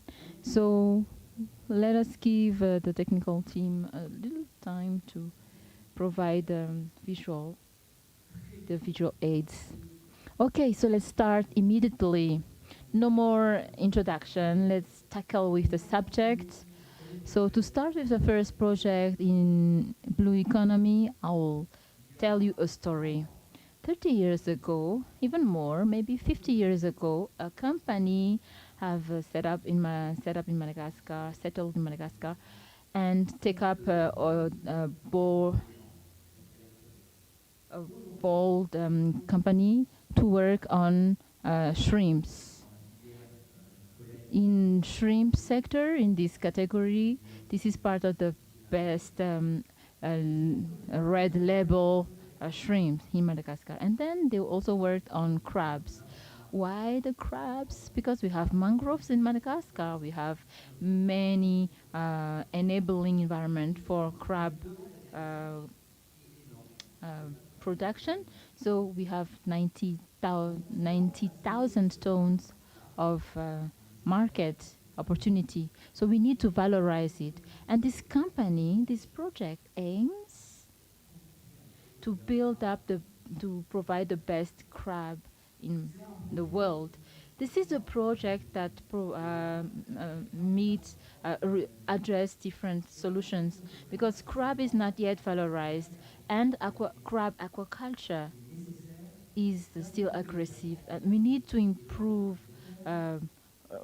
land production, which allow the population to have access to quality food. We need to develop a farming technique that is profitable and sustainable, and to have partnerships with local population. Can we move to the next slide, please? I hope that you're still with me. So this project aims first at setting up a high technicity project. This is a company established in Madagascar for more than 50 years. So customizing crab production is takes time. So we'll have a basin and aquaculture, but there will also be external production. But crabs who will not meet the standards will be sold outside the country, and it will help feed the local population. So this is a project that will create jobs with 70 direct jobs. The SDG 8, it meets achieve the SDG 8. It will develop income-generating activities for local population. So SDG 5 will be integrated by integrating women community in the farming process and mitigation of climate change, preservation of marine and land resources. So I think it interests a lot of people. So this is a project in its pilot phase, which cost $1 million to develop the project. But in the long term, it will be a project that will be implemented on 370 hectares of area.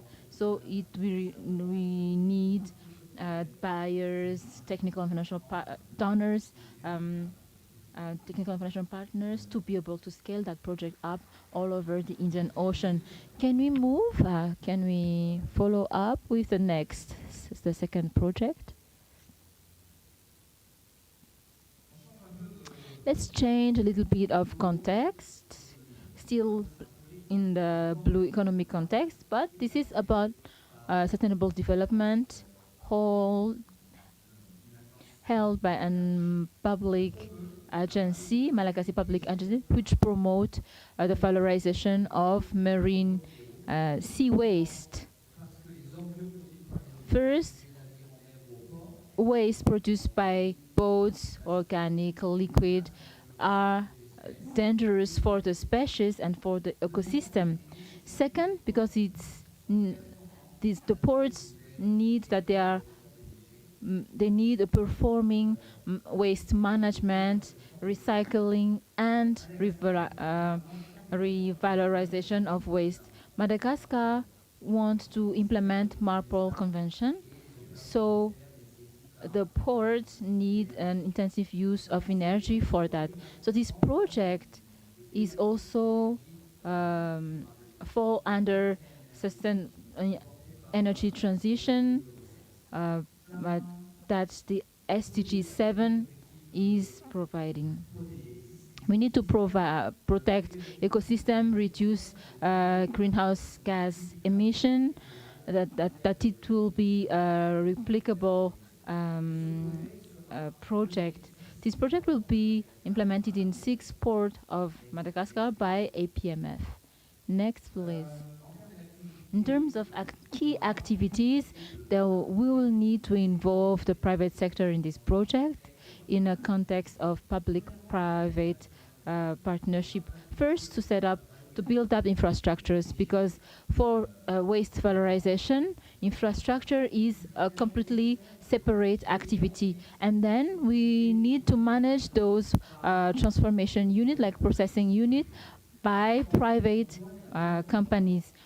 We will create 1,000 jobs, among which 50% are women, and this waste management will be put in place. So SDG 5 encourage women participation, women promotion, and participation in the project.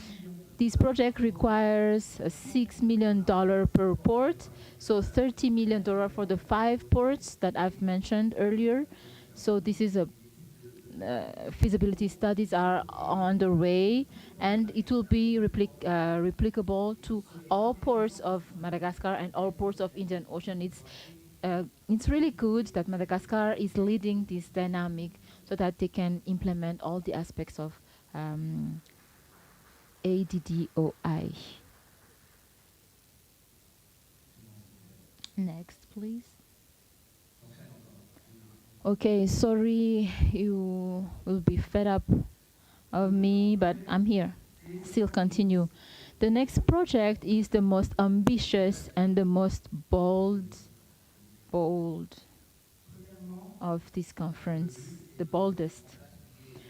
Because it wants to create a marine liaison between Marseille and Madagascar, passing by Mayotte with a boat. Why is it bold? Because using a little boat to transport goods is unimaginable, but this company wants to set that up. But it meets different objectives. The Indian Ocean area is the second area in terms of marine traffic. So there's a lot of impact on this huge traffic, but this project will reduce emission of greenhouse gas for goods transport. Currently, this company is doing a fundraising and how to contractualize with partners to implement the trading policy of the company. So the executive proposal of the project is ongoing, and they want to finalize the building, the creation of the first boat. In terms of jobs, it will create 100 new jobs, which is not insignificant. This is important, and it's a project as well that has a team in place. They want funding from anyone who wants to invest in it. You are all invited to invest on that project. This is also a project that builds the capacity of its staff. This is a marine project. It will build the capacity of the local population where the boat will go in terms of social, in terms of governance. It will improve all the sectors. $2.7 million is the funding required. The capacity is $20 million. So this is an ongoing project and under cell prospection. In terms of scaling up it can be scaled up in all Indian Ocean. They want to create a liaison between in all Indian Ocean countries, island and countries, but we'll start with this Marseille, Madagascar. Thank you. Next project, please. I'll give the floor to my friend. Bonjour à tous. Donc, Good morning all. So I'm Liva Ranjetaina. With Tuziancha, I built up a team who worked on the selection of the project within TF261. So let's move to this project called Development of Fluvial Rain in the Canal of Pangalan. 654 kilometers long is this Canal of Pangalan, and this in terms of cross-cutting, it will allow to remove the isolation of 34 communes, meaning 4 million people. This project will allow to link 33 communes in the canals of Pangalan, in the channel of Pangalan, and it will work on a circular economy and promote income generating activities in this river: agribusiness, agriculture, fisheries, sustainable tourism, and also transportation of mining products in this area. So key activities that will be developed in these projects are development of this route and setting up security, the accessibility, and reconstruction of a fluvial river port, which will allow the movement of goods and people in the 34 communes. Knowing that we have a biodiversity, marine biodiversity and floral biodiversity, very interesting in this Pangalan channel. It will meet requirements of SDG on aqua marine species. Next slide, please. This project will allow to create 3,000 jobs according to the feasibility studies by the holder of the project, Agence Maritime et Fluviale de Madagascar. So we estimate women involvement up to 40% of jobs planned to be created, and it will train local population in the management of a river port and in income generating activities, as I mentioned, fisheries, sustainable tourism and mining activities.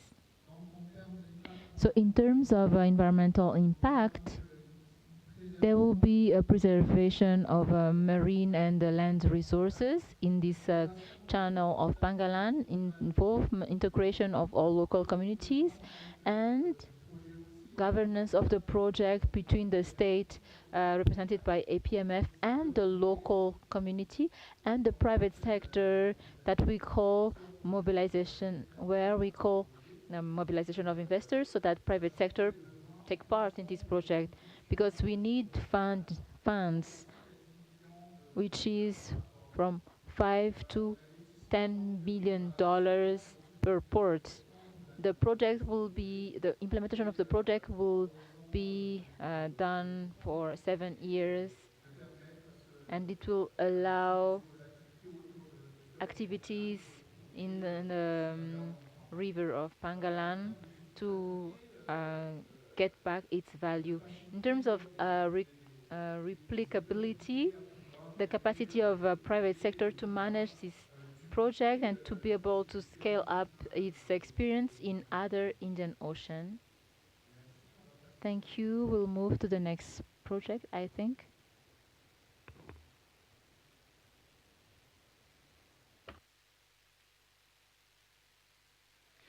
Encore un autre projet. Another project on marine transport, knowing that marine transportation is a guarantee for a sustainable blue economy.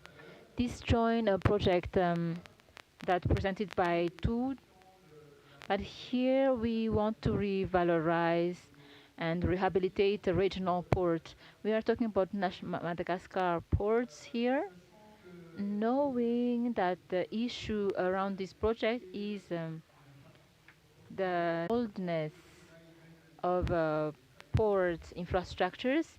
So during it makes the port less productive. So the idea is to modernize the port, modernize their infrastructure, each port, and we need to realize drainage to ensure flowness of activities so that it's less dissuasive. We need to know as well that in the implementation of revalorization of these regional ports, we think to set up multimodal transport. This is a combination of land and marine transportation, marine and train. It will create 100 jobs, 40% of which will promote women. It's obvious that we need to professionalize activities of port management in this project. So we need to train the local population surrounding this port in these port activities. Next slide, please. Knowing that the implementation of this revalorization of port will allow to meet SDG 14 and 15, marine life and terrestrial life, and to fill the gap between the inequality, because 40% of the jobs will solicitate gender approach. So these 40% are for women. So implementing this project requires collaboration between the state and the private sector, namely the mobilization of investors who have experience in port management, knowing that there will be 14 regional ports to redynamize or revitalize. We need $10 to $30 million for the rehabilitation of regional ports, and 75 up to $200 million for international ports. Many studies have been implemented, have been carried out, and we just need to implement and deploy the revitalization of those ports, knowing that at the end, inclusion of this project will help achieve marine rail project. So we just need to modernize how useful port is within the Indian Ocean. Thank you. I give the floor to Anne for the next.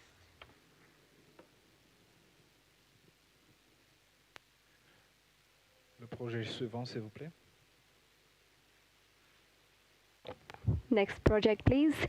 Okay, I'm Angie Angiamanga. I'm part of the project directors in TF 261. This project is entitled Implementation of 13 Zones for Emergence of Fish Farming. Madagascar needs to eat fish, but we don't have enough because there's a gap of 60,000 tons per year in terms of fish, just for the local market. Therefore, there is a market to fill and there are things to do. This current project is going to implement an investment framework which is favorable for those who'd like to invest in this sector, because this project aims to develop fish farming sector quickly. That's one thing. And the second thing is the project is going to implement tangible activities. So it's going to support small-scale producers with integration. We're going to the local communities to support them produce fish for consumption, and then it's going to create a lot of jobs, because the project is going to intervene in 13 zones, and we're going to implement this process in 13 zones in Madagascar. There are profits to make, but there are as well contribution to the goals of the sustainable development goals with job creation. I can't read them very well, but you have the project sheet in the platform, and there is a job creation. And the project is also going to contribute to SDG 8 for economical development, and it's going to bring animal proteins to the population. It's going to contribute to the reduction of malnutrition, and it's going to conserve the ecosystem, marine ecosystem. It's going to contribute to SDG 13, 15, and 14, and it's also going to eradicate poverty. Through the approach of this project, I mean, while integrating women, this project is going to contribute to SDG 5, which is a reduction of inequity. So, this project needs 1.4 million of USDs, and the feasibility study has already been done. The project can be duplicated wherever in Madagascar, as well as in the other islands in the Indian Ocean. Next slide, please.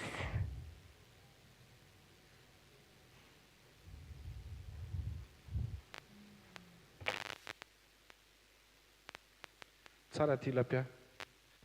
Tsara tilapia. This is a project which is going to produce,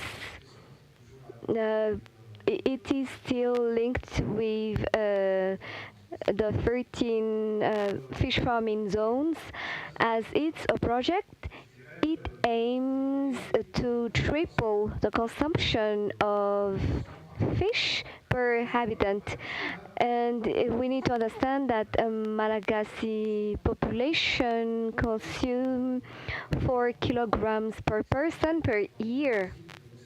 In the other islands in the Indian Ocean, some eat up to 140 kilograms per person per year. That's so small. With this project, we're going to multiply the consumption per per habitant.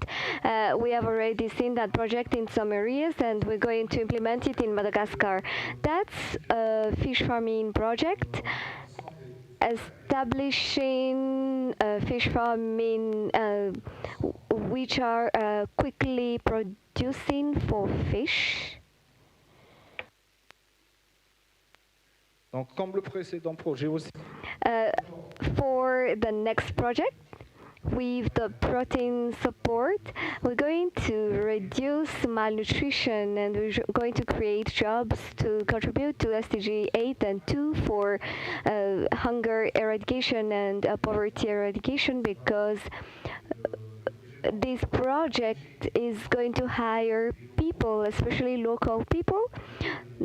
So there will be an increase of local revenues, and it's going to contribute to the SDG 1, which is the eradication of poverty.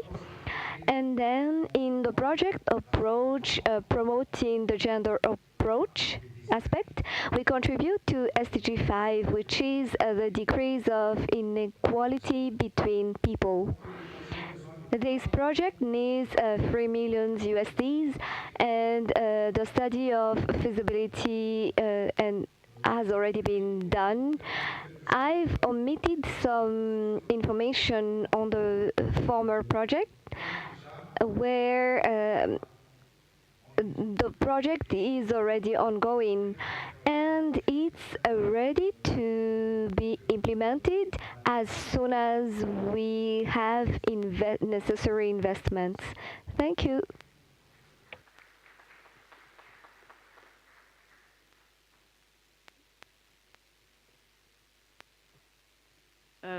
Moi, je découvre les projets en même temps. I'm discovering the projects together with you, and there is a very big question that comes to my mind, even if it's not a question and answer session yet. For the Malagasy projects, there are some dominant ones, and the selection committee had no Malagasy. It means that maybe the other projects need some more works in order to be represented for the conference, number 2. The second point is, even if the projects are in the Malagasy territories, in one of the projects that is going to be presented here, there is one from Dubai who is going to be positioned, because whatever the opportunities for markets, we open it to the actors in the Indian Ocean. We invite investors from the Seychelles, Mauritius, Comoros to position themselves in this port rehabilitation, because Malagasy actors alone can't do it all. Now, let's proceed to the next session. I thank you, Patrick Camero, for this intervention that we're going to see on when we have the question and answer session. The session for the project now is going to be introduced by the coordinator of UNDP, Karim Ahmed. These are projects focused on the climate change together with our pitchers. We give you the floor, Karim.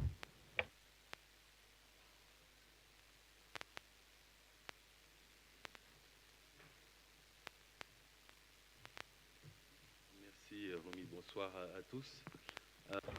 Thank you, and good afternoon. Okay, now let's go to talk about these dynamics. We need to make sure that it was done by to understand that these are not elements which are completely separated. And due to the fact we need to give an importance to both. We are in a dynamic of adaptation due to climate change, or face the impact of climate change.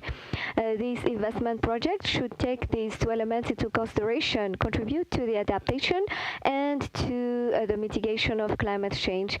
That's the screening that was set for the project examination. A judge or ask questions while understanding these projects to make sure that the conferences will highlight projects for the country development. All the countries now are getting ready for the climate change projects to reduce gas emissions and contribute to development in general. I invite Liva, Angie, and everyone to come and pitch the project. It's not everyone who is going to win, but we're going to judge.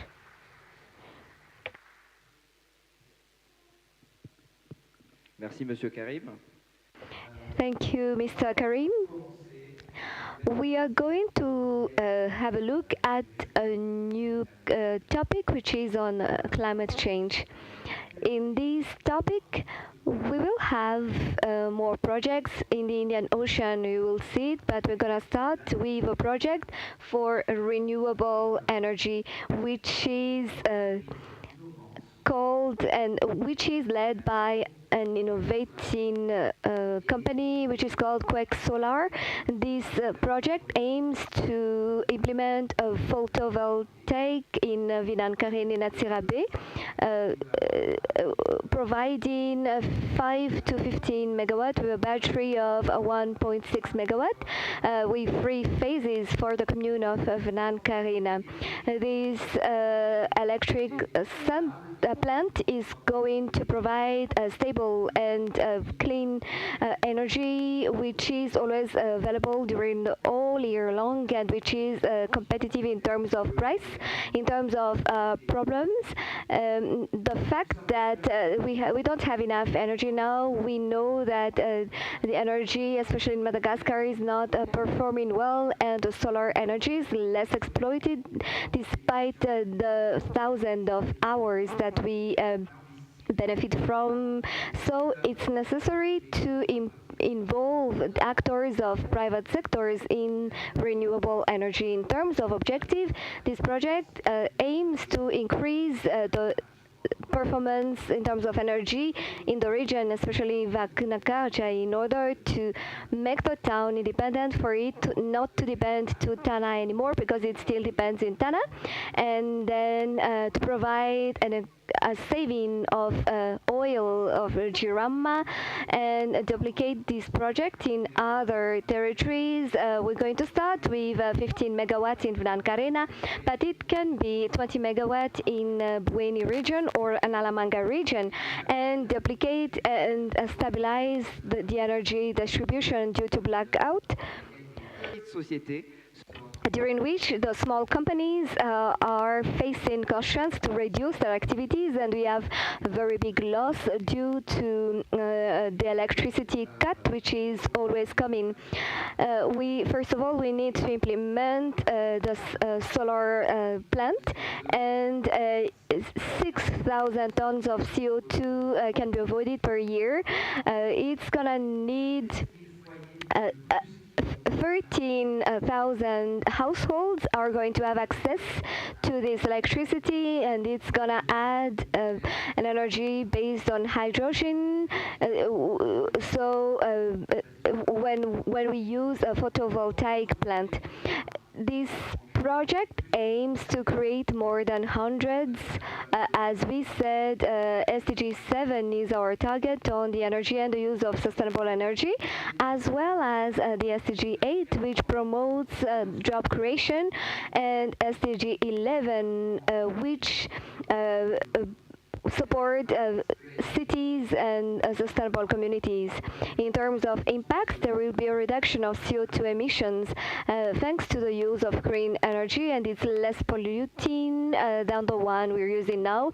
There is job creation and automation of the population, and improvement of companies' activities, because a company needs an energy without cut, and there is also a governance part, because there is the public and private partnership with decentralized activity. In terms of funding, that's a project having a need of 12 million USDs with an exploitation cost which is estimated to be 100,000 USDs per year, and 12 USDs per kilowatt In terms of project, it requires investment and funding, but Financarena Commune has already provided a field for this company for the development of this solar project. As I said, this project can be duplicated in Madagascar and in the Indian Ocean. Regarding considering the energy problems in Madagascar and in the Indian Ocean, and considering the need to have this transition into the renewable energy, which is solar energy, that's a project that requires investment or donors that can be involved in this project. Thank you. Suivant, s'il vous plaît.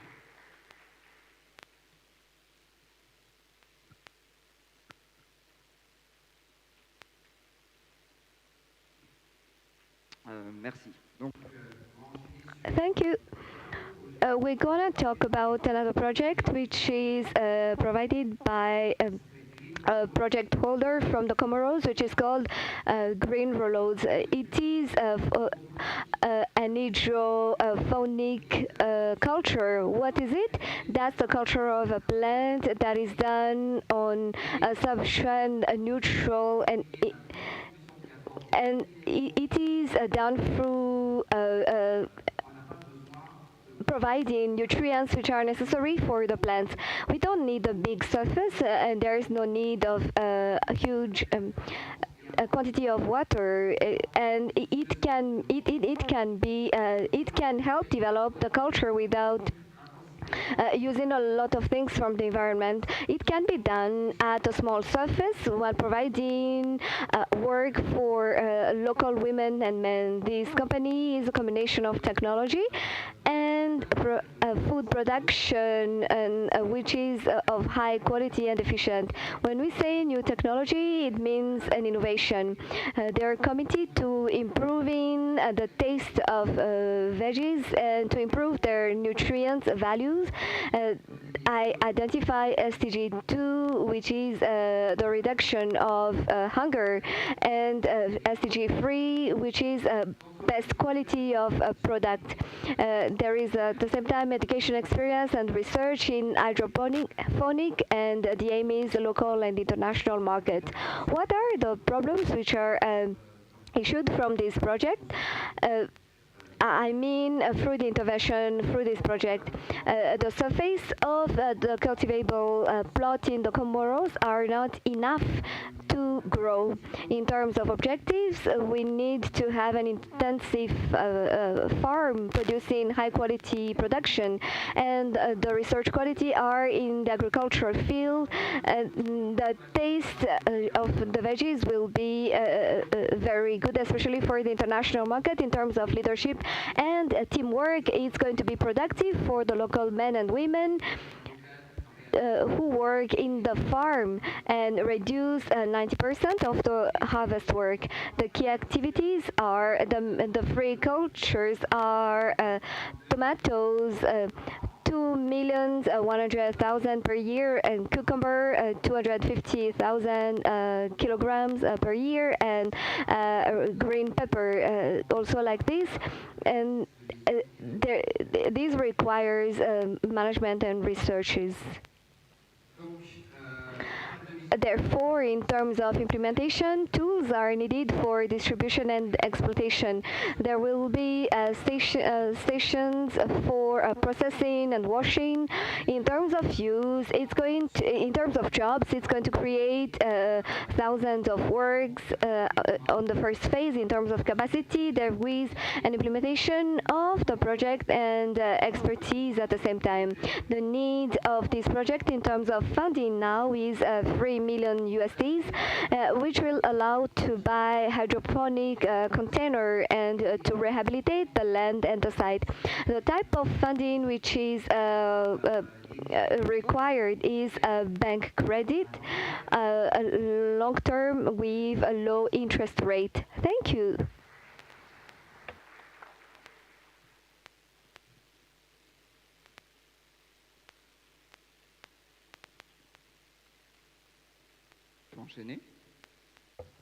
We can continue. Okay, one of my colleagues will continue this. This one is a project that contributes to the fight against the climate change. That's a current project with the war in Ukraine, and this war provoked the problem of gas supply.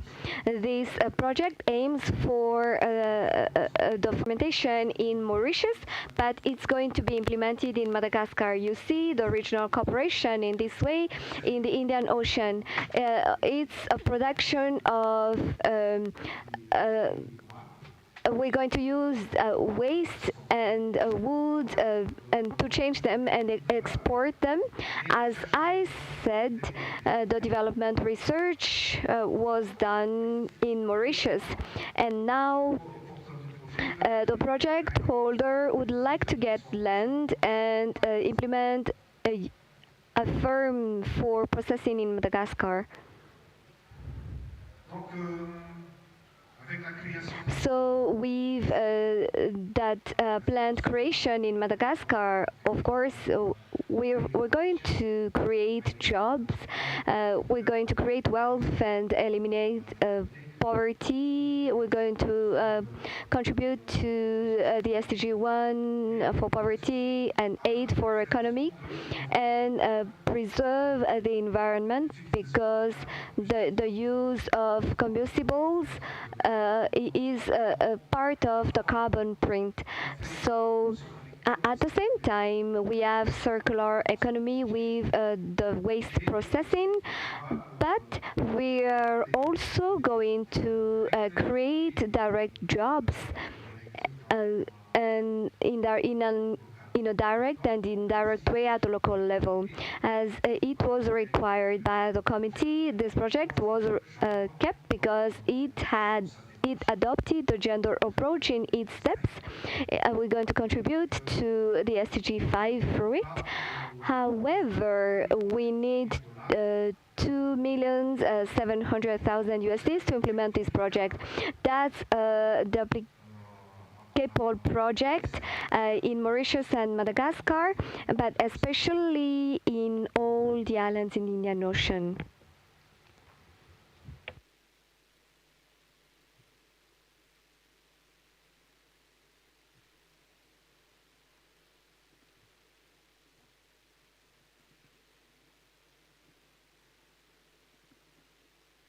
Ok, nous allons passer au projet suivant. Okay, now let's have a look at the next project, which is to recycle household waste for the urban commune of Antananarivo. That's a project which is presented by an European project owner in collaboration with the urban commune of Antananarivo.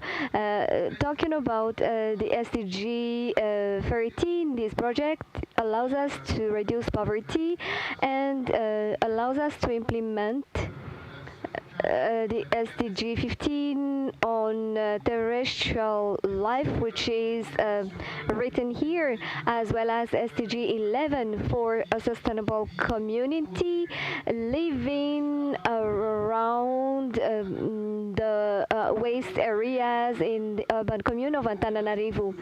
The problems in this project are the processing of waste from the households in Antananarivo, the collection volume of which is tons of waste are collected per day, and there is almost no treatment. The objective of this project is to incinerate and treat 90% of the waste of the urban commune of Antananarivo into biogas in order to reduce the emanation of carbon at the equivalent of 70,000 tons per year due to green gas effect, and resell this biogas to a sector for Malagasy companies that use biogas in their processing method. And after the transformation of the biogas, the wastes are going to be used for the production of bricks and biomass and compost. In terms of job creation with this project will allow us to create 8,000 jobs, which means 70% women inclusion for the implementation of this project. I'd like to highlight that this project would like to implement 5 waste treatment units, and the first one will be functional from next year. The first unit will be implemented from next year in 2023. In terms of funding for the first phase, the implementation of the first unit, there is already a funding of 8 million, while the total cost of this project is 89 million USDs.